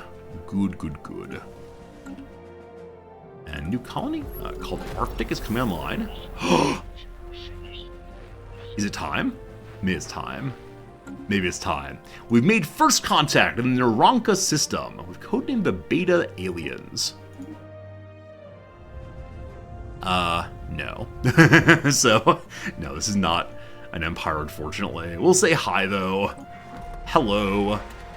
That was hello button. Hello. Cat. Two-angled. This is us looking at the geometric planet still.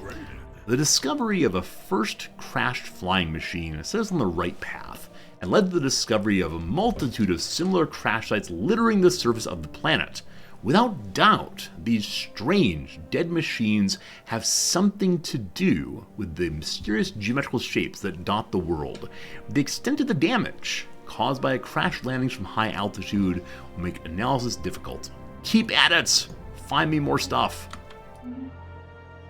Anomaly found. Okay, I actually clicked off that anomaly faster than I meant to.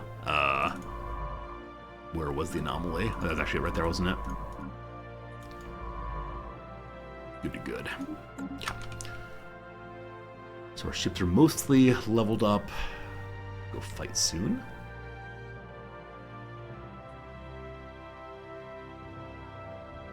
We do have 3 active scanning ships. Is that true? Yep. I lost 1 construction ship. So we only have 1 construction ship going right now. As far as influence is piling up in a big way, I am going to go ahead and make another one of those, I suppose. Ships upgraded. Alright, so all the openings now. Good. Let's find our shipyards. Bring me another construction ship. Okay, so each of you becomes the gene thing. Yes. Medical workers consume consumer goods, make amenities, pop growth, organic pop assembly, and planet habitability. Insofar as all these are going to consume consumer goods, we need to increase our consumer good production at our factory World of Ice. And we may have to go ahead and buy some consumer goods at some point. We'll see, we'll see. This is making a very large swing in consumer good consumption.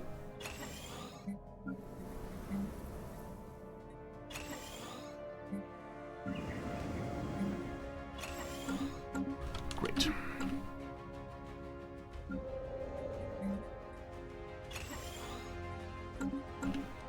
Someday we'll destroy those because we'll have too much population. For now, though, we're doing just fine.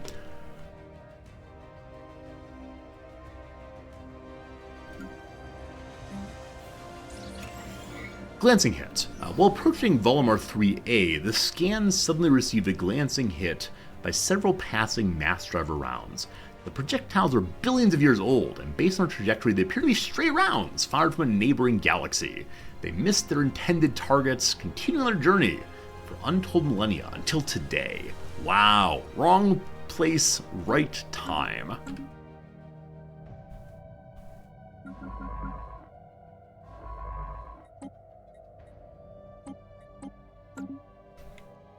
I'm going to go ahead and set this one auto everything, except for archaeology sites. Then we will be called to deal with them less often. Alright, new construction ship is made. This one we'll refer to as the ROK build. Builda rocket. Okay, let's go ahead and check out these two real quick. Oh, we can't scan with it, of course. I have to have someone else go scan there. So instead we'll build the parts already been scanned. And all this looks very, very nice, but I'd like to build in the direction of where I hope there are people. And like I said, up to this point, I'll defend. We picked up some readings of unknown nature. The signal they're following repeating syntax. They want us to buy, or give them art funding. I'm hoping eventually someone teaches us about other empires. Someone must know something about somewhere. They must. A cult of 10 people. Level up straight away. Moist has that opening for the gene clinic. Anomaly found.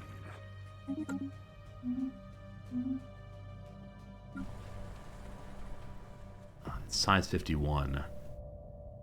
I don't know what the needed size is for the next upgrade here. I think we haven't researched the next upgrade yet.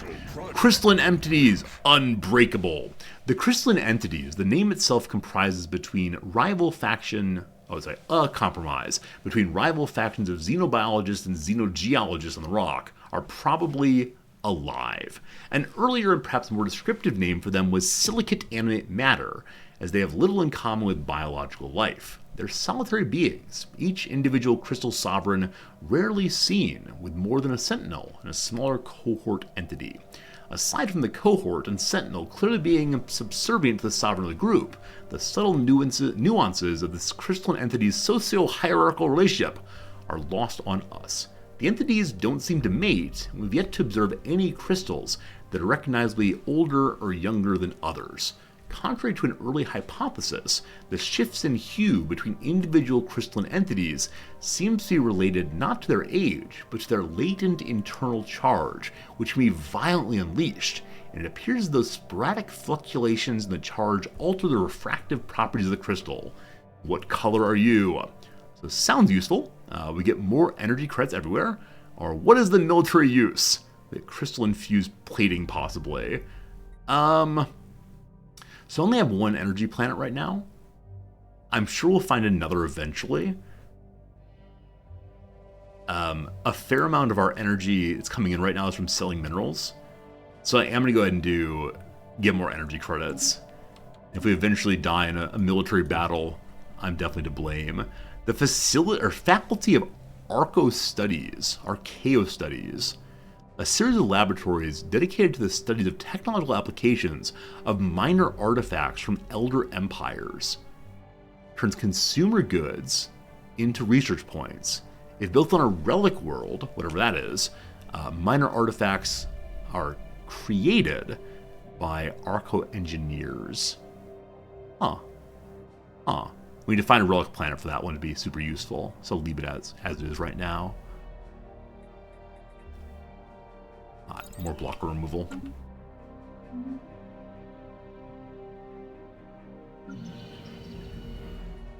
Ships upgraded. All of our ships now upgraded, so I'm going to send them to go fight here. Do we have spy networks on the pre-FTLs? We do on one of them now. We used to have it on two, but I only have 2 envoys, and so I'm using one to talk to new people and one to spy on the pre-FTLs. We'll look in a moment. Puzzling Polygon. The Rock Find crew has recovered a reflective polygonal object near Hull 487, bringing it aboard for detailed study. The object's most intriguing quality is its ability to reflect most types of low-frequency energy beams direct towards it. It's a prism. High-frequency energy beams, however, remain unaffected, making the object's properties useless in regards to any potential fleet defenses.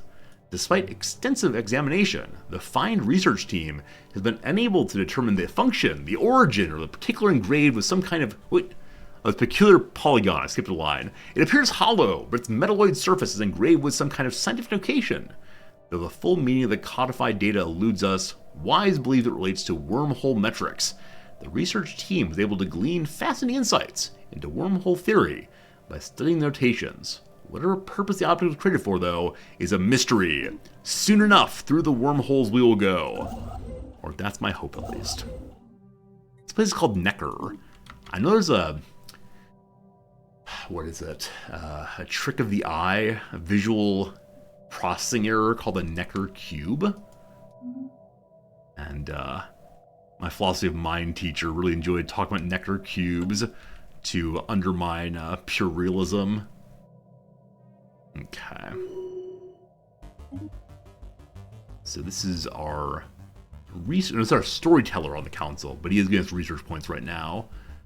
So cheaper outposts, or even faster research speed, or even faster research. I'm going to take the faster or slower increased research speed for the bonus research alternatives, just so we can see more.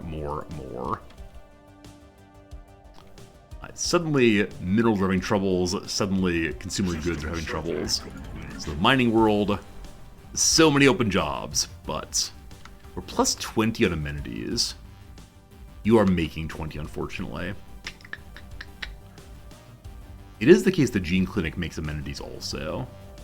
So, if it was a hollow theater, though, we'll be at exactly 0. As we get more pops, we'll need to have more. So, just add more mining.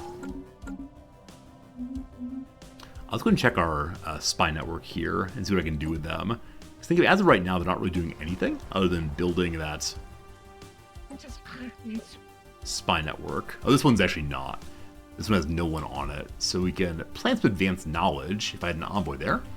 Right now we got nothing going though. Let's go to our other pre-FTLs. Place of the Renaissance.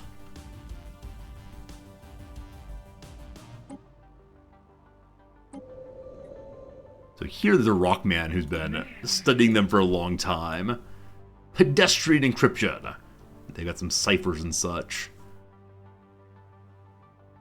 So our pre-FTL enlightenment policy does not allow us to spread the good news of technology and such. Yeah, I don't know. I don't know what we should do with them. Let's keep building our spy network, I suppose. Rockman's enjoying learning about the people. Imagine being a rock by spy network. Go pre-FTL, sit there and hope no one mines you. If they come at you with a mining pick, you got some problems. Love it. Alright, so this is our actual researcher, and we're going to have him go in the direction of just more research. He's also our archaeologist, though. So is there anything here that helps with faster archaeology?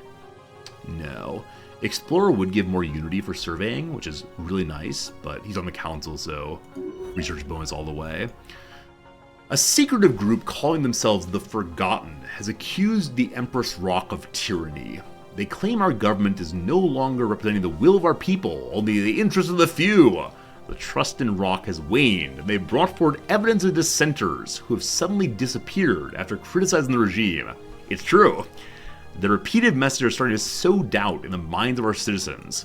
We could say most distressing, our luminary worsens, or spend 3,000 unity to propagandize back. More propaganda will surely keep us afloat.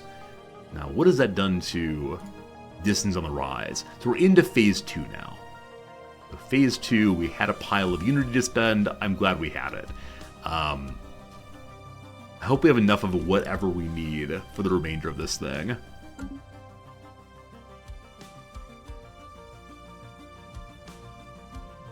Oh, I'm selling minerals. I'm selling minerals, but if we don't sell minerals, we're gonna run out of power in a hurry there. Gotta start building more. We can fire the artifact again, but that's a cost of unity I don't want to use currently. We still have plenty of alloy. Have our ships arrived for battle? Nope, not quite. They're all on the way though. Good. More power right away, and minerals also. Return to parity once more. I'm looking for any giant selection of energy or giant selection of minerals. Yeah, these ones here, all fine. We'll get those soon. Missing scientists. One of the scientists working on the observation post orbiting Hatnock 3 has been reported missing. Uh-oh. She was taking part in a covert mission to collect plant samples from the planet's surface, but did not return to the shuttle with the rest of her team. We've been conducting a limited search so as not to alert the pre-FTLs, but so far, without success. Uh-oh. Uh-oh. It's possible the pre-FTLs are going to learn about us. Also, you may have seen we're allowed to expand the council again. That will be our next selection. I'm one more person. The scientist has been found dead. We finally recovered the body of the missing scientist in Hatnock 3, or what remained of it at any rate. It looks like she fell victim to a large indigenous predator. A predator of rock people? What? An unfortunate loss to the science team, but at least the pre-FTLs are still oblivious to me. Whew! Whew! Thank goodness. Could have been an absolute disaster. Wow, suddenly a bunch of specialists here. Are they learning too fast? I don't know. I don't know how they're all suddenly specialists with no jobs. Especially when there are 8 metallurgist jobs there. You go work there. You go work there, you're fine. Strange. Just go work at the job. ICE also has unemployed people. Who knows, who knows? Anomaly found. Okay. Oh wow, suddenly negative 62 consumer goods. Suddenly, the economy has collapsed. Just like that. Just like that, just like that. And I don't quite know why. I'm not quite sure what just happened. But maybe an edict fell off, or maybe some sort of like empire-wide governmental priority fell off. That's a little disconcerting. We'll be fine though. Factory World. I need more of these, please. Is it building the gene clinics? I know I built the gene clinics, but did they just take that long to get turned on, possibly? Maybe that's what it is. It took much longer to turn on than I thought they did. Innovation. It's fine. It's fine. Everything's fine. Hey, we got ourselves UV lasers. Fancy. Just go for cheap. Go for cheap is fine. The Beta aliens who established communication with a space station called the Shroud Walkers. Established with potentially Have I ever seen this group before? colony formed. So I know about the mercenaries. I know about the artists. I know about traders. I don't think I've ever seen the Shroud Walkers before, have I? I'm sure if I did, I made a joke about them looking like Palpatine's royal guards, but... visitor, welcome. We are the Shroud Walkers. Within this void-born hull, our coven communes with the forces incomprehensible to mortal minds. We contemplate the secrets that lie hidden in dreams, reservoirs of untapped potential, the unseen gears driving whole civilizations. The Shroud reveals much to those who would listen. So we could say, what is our fate? We could ask for a teacher to come, or tell us about travel via the Shroud. For that, we need more positive opinion. What's our fate? A momentous query, no less poignant for being asked by so many before you. Such a question carries a heavy price, but we can provide answers. Know this, however, the Shroud loves to perceive events which have not yet come to pass, and this knowledge shall help guide your course. But it's beyond the power of any one event to alter the turning of the galaxy. If you'd like to strike this bargain, know your aspirations should extend no further than to be prepared. But oh, what grand designs may be built upon even the merest glimpse at what is to come. Will this tell us what the crisis is? It sounds like it reveals the endgame crisis. We shall pay. Yeah, let's pay. The Shroud shivers. It speaks without voice and in all voices at once. The infinite strands of time that extend this moment now enter into confluence. Here, in this place, the path ahead grows clear. The rite of divination has begun. They're gonna go figure it out for us. Hey, thanks. Hey, thanks. New colony online. Good. So we have a spare envoy again to send back to the pre-FTL folks. Their little bar's going along. That's their devastation bar. Yeah, they're still recovering from the last World War they had.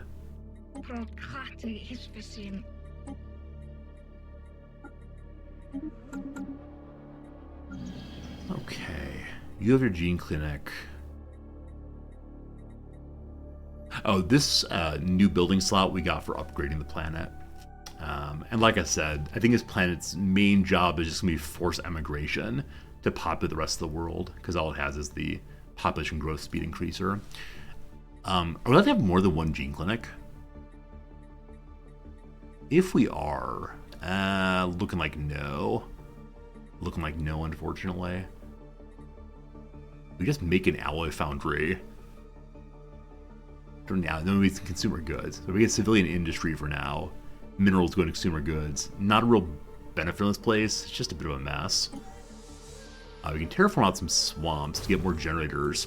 Yeah, I guess we'll do some energy and such here. And that means we'll do the energy grid thing, yeah?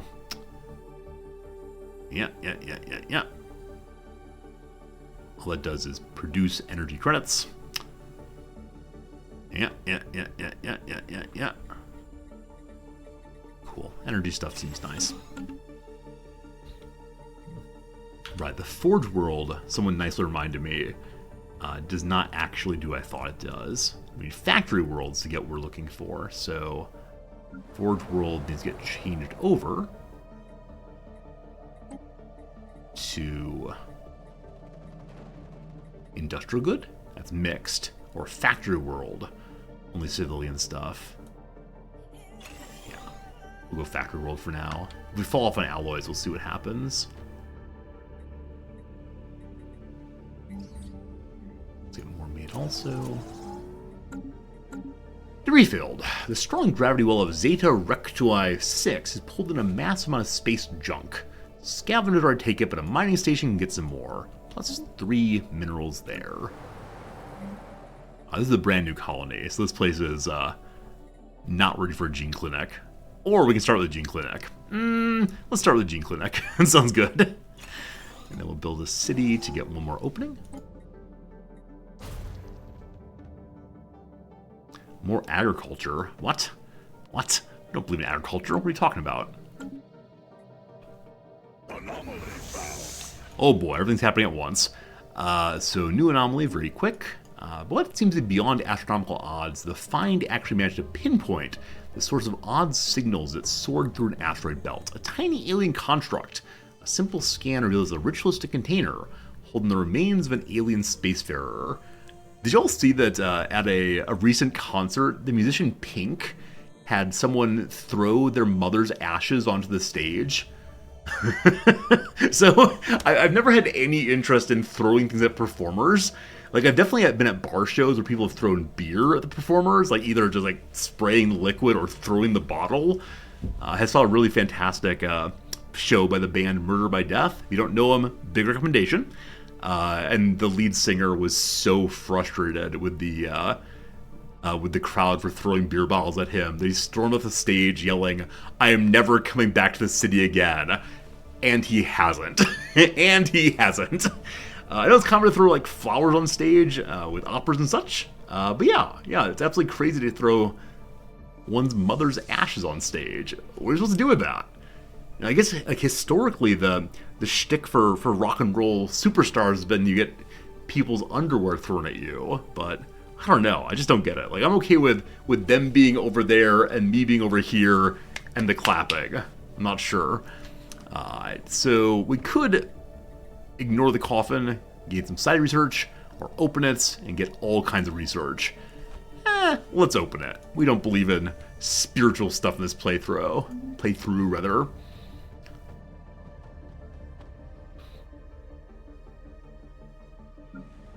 Thought, the tech world. Level up. Research complete. Okay, what did we learn about? More tile blockers, nice. The Hyper Entertainment Forum. This is the upgraded version of the movie theater. But increasing leader capacity sounds like a good idea. Get us closer and closer to not having a problem there at all. Wait, where'd my head of research go? Huh.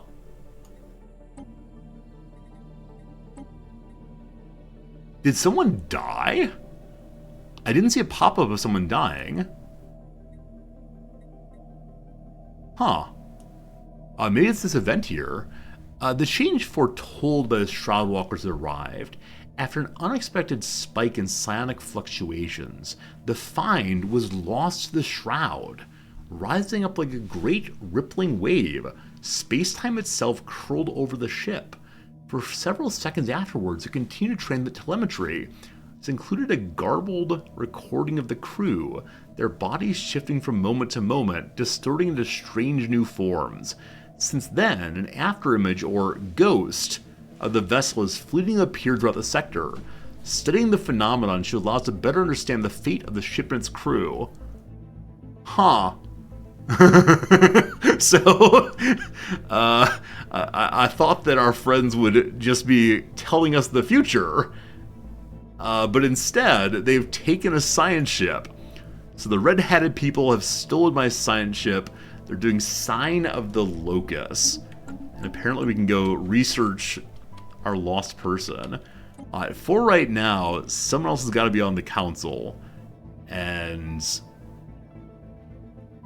I guess we'll choose one of you two. At least you give bonuses to minerals throughout. Shovel, you're on board. And you're my digger, so I actually do not want you to be a researcher. So I'm guessing we're going to get the other fellow back after a time. So you're going to survey faster, thank you. Hopefully that works. Okay, so we have a strange after-image checkout. It is over here, apparently, in Avalon. Cool. Science ship's right here. Let it bounce forward for now. Good.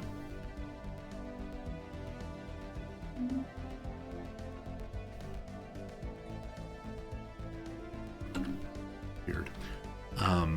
Other things to do is Shroud ship. Last known location of the vessel lost to the Shroud.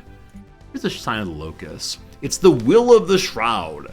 The space around you take on new forms. Tread carefully but boldly. Consider what new marvels may lie on the paths ahead. Into the unknown. After delivering the prophecies, the Shroud Walkers will inform us. The Shroud has grown quiet. For now, we're learning more about the future. The future! Target practice. Our sensors discovered a ship remnants on Poi 411. Got there in a peculiar way.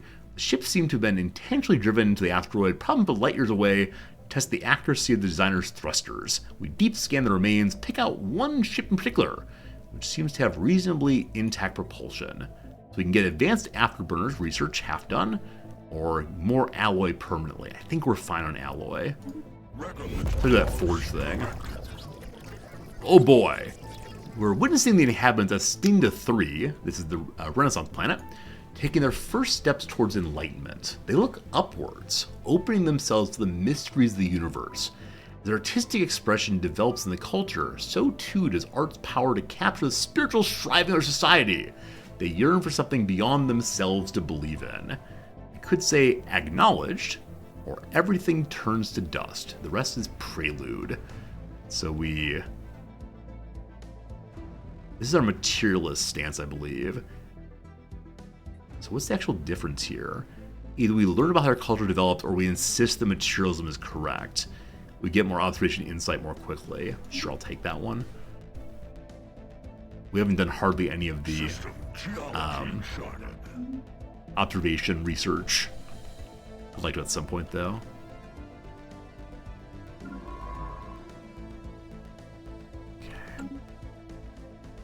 Accretion complete. So many open jobs. We're kind of at an awkward point right now of not being able to remedy these issues because of our lack of population. Just gotta wait for them to come by. Or we get rid of certain kinds of jobs. Like on the capital, we could junk all of our level administration buildings. And instead go to more energy production or consumer good production. But nope. I'll go ahead and mark another industrial district here too. Mining world 11 jobs still, 9 jobs, 6 jobs, 6 jobs, 13, 2. All right, 2. This world's for nothing in particular, so it's just for more industry then. I also want to go ahead and make 1 city so we can get our autochthony building up as well. I did push that. I did not push that. Is the queue full? The problem? Maybe. Oh gosh, too many things are happening. All right. When the inhabitants of Astinda 3 looked up to the skies, they hoped to receive blessings from the divine. What they actually received was silence. Their prayers have gone unanswered. Now they must accept the frivolous nature of spirituality. Only science holds the answers they seek. Alright, they're fanatically materialistic, close enough to us. After a study of Balthus 9 has been concluded, the science author Smart reportedly found the planet to be unusually rich in minerals. The discovery was made possible in large part thanks to a member of the Rock Scan crew. Smart praises their protege highly. We can offer them a job, or they do good work where they are. I wish I knew what the scientist was. So no, you stay on the ship and do good work, thank you.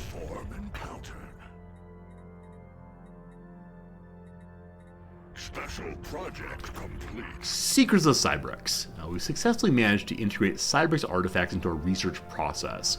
Their insights into megastructure engineering greatly aids our own. 10% more knowledge of megastructure fun. Oh, I think all of our ships are waiting here to fight, aren't they? Sorry, I forgot. Sorry, I forgot. One group's still on the way, so no great hurry there. There's a little mining core and then a big mining core. I'm just gonna send the, oh boy, maybe. I'm just gonna send the group that has, the Admiral on it in for the little group. We've made contact with mysterious Upsilon aliens. 14,000 strength. Nope, not real aliens. We'll say hi though. Hello. Hello. Cursed traitors and such.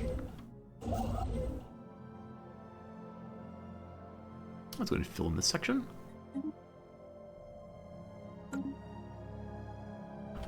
Regolith flaws corrected. Huh. It popped up for a second with Unity, then it went away. Just need one more tick forward, and then we're good to go. Must have consumed them somehow. Alright, welcome to destroying our enemies. The mining ships. Well done. No mining allowed. Special project complete. Okay, so we can do cheaper star bases or smaller empire size other cheaper star bases first. Great. Ship as concept. We've been updated on the science vessel lost to the Shroud. The after image that's been appearing throughout the system is not the ship itself. Instead, the scientists, but not the ones on the ship, describe it as a conceptual object, possessing no dimensions. The ship as concept exists as a psionic blueprint. Depending on the mental state of the observer, the ship's form will stutter and change. While studying the phenomena has helped us to better understand the connections between perception and space-time, we're no closer to retrieving the original ship. For now, we must consider it lost. We just need to focus on it very, very hard. If we focus hard, we'll make the concept real. I think it's called speaking. Speaking is how you make concepts concrete. Alright. So we can scan those robot bits there. Where are science ships? Okay, there's one right here. That's a bit of a jump around, though. Consider making a new science ship just to go scan this, because all my other ones are kind of far away. Yeah, I guess so.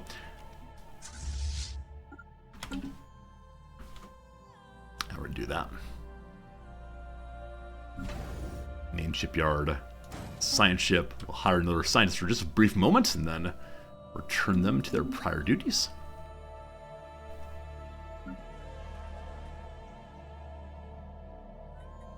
Okay, as much as I want to push out more and more research buildings here, again, helping with industry is kind of most important thing. Oh wow, we are really hurrying down that. And we're really low on minerals also. If we stop selling minerals, our energy's gonna be even worse. Man, all those gene clinics. Why didn't I just like slowly rev up on those? Luckily, we have so much in the way of extra resources coming in, special resources. I'm gonna get rid of this one for now, and then add in moat selling. Sell 5 a month. Rare crystals, we have 9, so I'll sell 8 a month for now.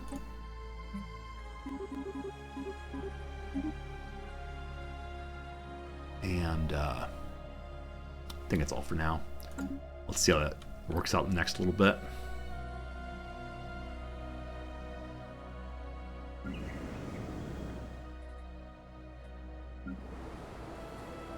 Which is the energy world? I know I had started an energy world recently, but I can't remember where it was.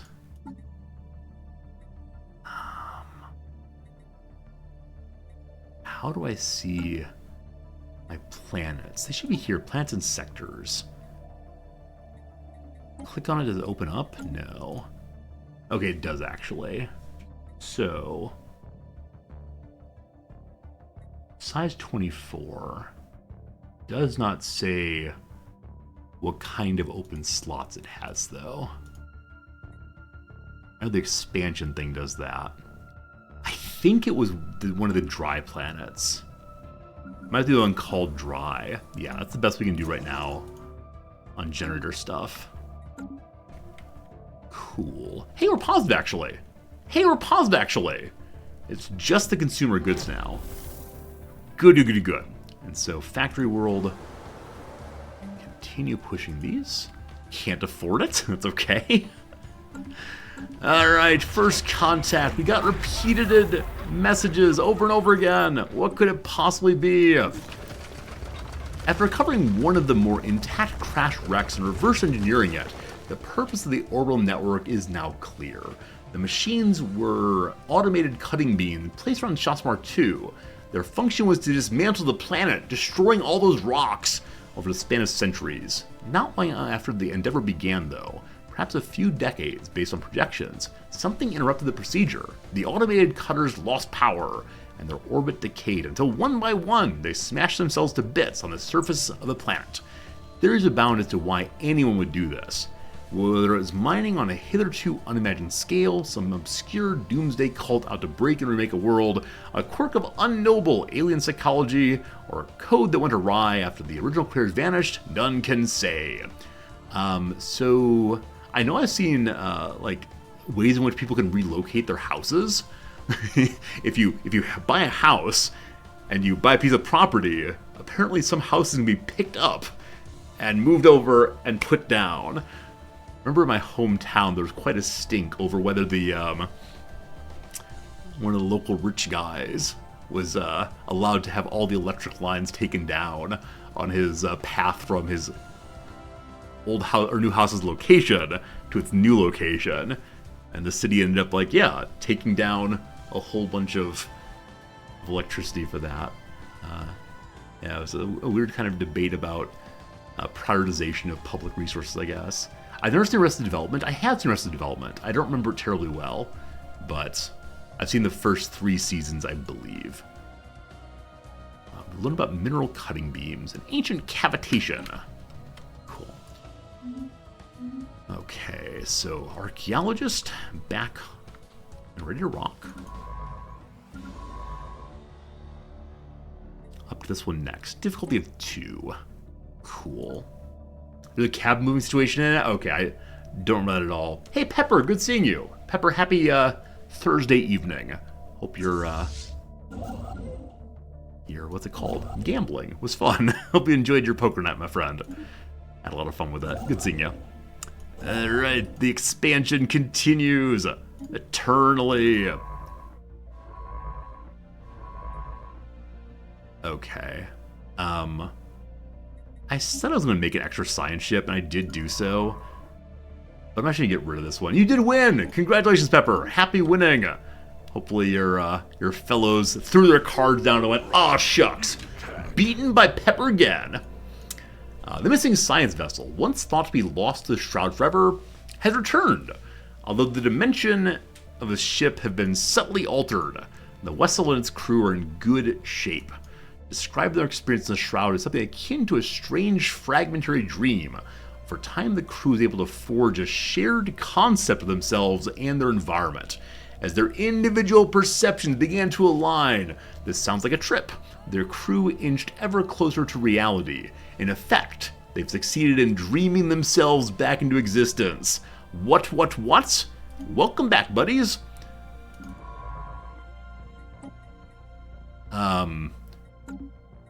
So, the Unshrouded Science Ship doesn't seem to have any special anything. Though maybe it does have some kind of modifier it didn't have before. But can they dream themselves, or can they like fall asleep and disappear now? And the scientist doesn't seem to have any special modifiers from that. Anyway, he goes back on the council. That's where he belongs. Also, it's Crown Princess Block. This is the character who will someday rule the Empire. She's a luminary, because she's part of the initial family. She's also a general. So as of right now, she has... Army has higher morale when she's leading. And that's about it. So let's give her Army greater damage also. Good. More research done. FTL inhibitors. I'm sure we'll use those real soon. But which, I mean, I probably will not. For now, more energy credits, more good. We're just barely holding on there. Okay, so new scientist who returns to the government.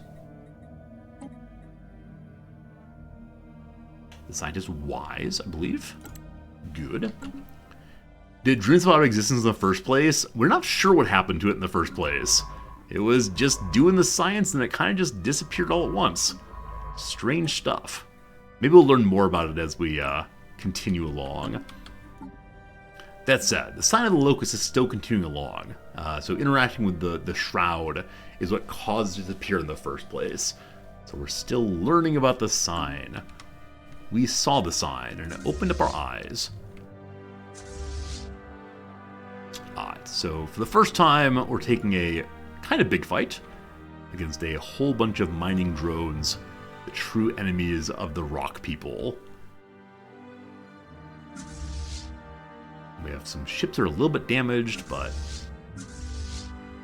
everything else is okay.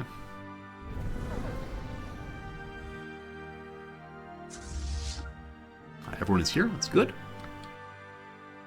They've not turned to fight yet. They're asleep, dreaming of destroying rocks, no doubt. Get right back to that. So building is done here. Let's continue through this way. Construction ship over here is done also. That's science ship, sorry. Construction ship were done over here also. Let's keep on digging out.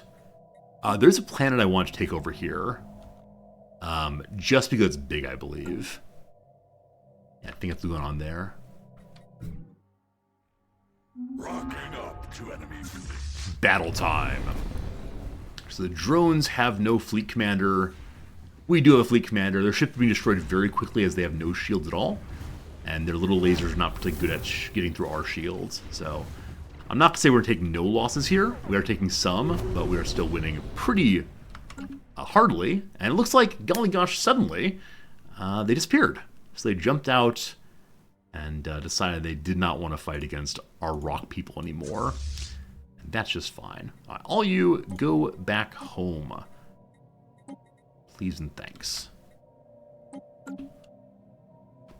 You ready to scan that? We'll get to that in just a moment. And There's some battle debris also. Okay, we are running out of consumer goods. We're not going to fix that urgently. We are working on it slowly but steadily, unfortunately. And so it's time for us to go over and just buy a nice little pile of consumer goods from our workers. Hello, workers! Your empire needs you. Thanks. Must have been Sitter people. Oh, I like it. The Sitter people were defeated by the Rock people. First contact continues. We've made progress towards decoding the language of the Upsilon aliens. They believe themselves to have a solid grasp of fundamentals. Soon, we'll learn how to speak with them. Soon, soon, soon. We're still alone out here. Wait, what's this?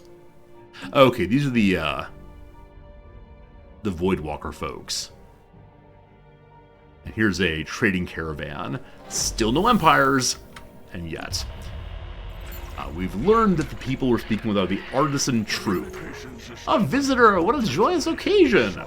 We've dedicated our lives to art, music, culture, and all the other good things. Give us money, and we'll help you out. Fine. Nice to meet somebody. This sad, kind of bleak world. Where were they? I thought they were down this way.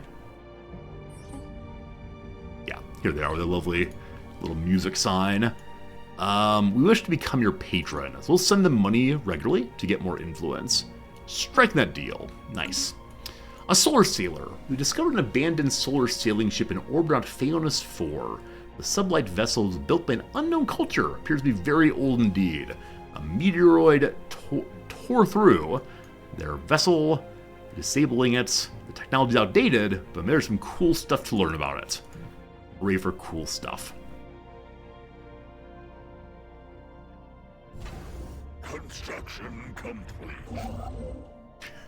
I like our Rockman's voice. Construction complete. He's like a big old rock tongue. He has trouble getting around, but I appreciate he attempts it. Alright, we know about fusion missiles now. Good, good, goody good.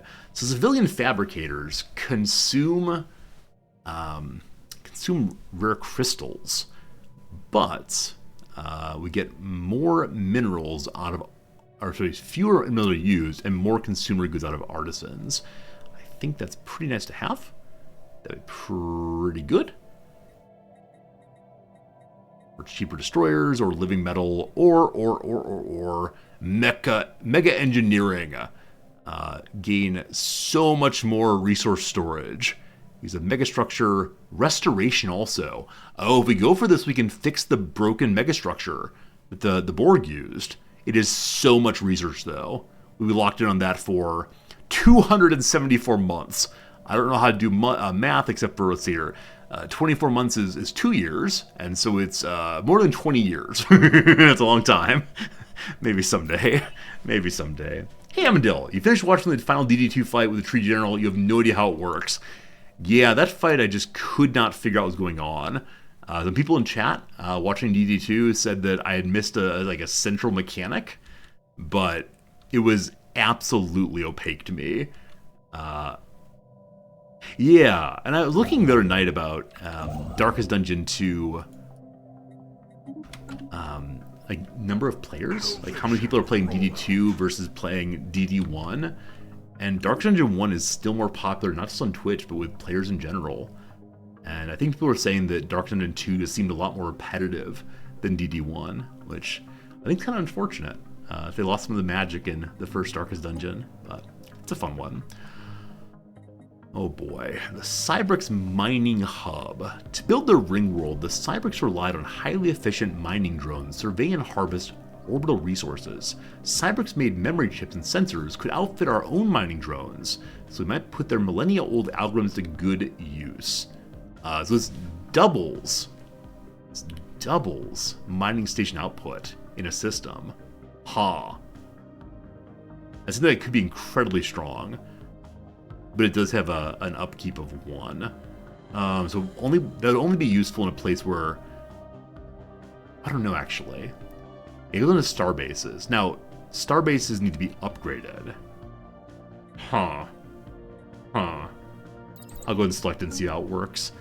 Alright friends, we have an ad break coming. It's noon my time. I can stream for about another 20 minutes probably. Can I? Can I?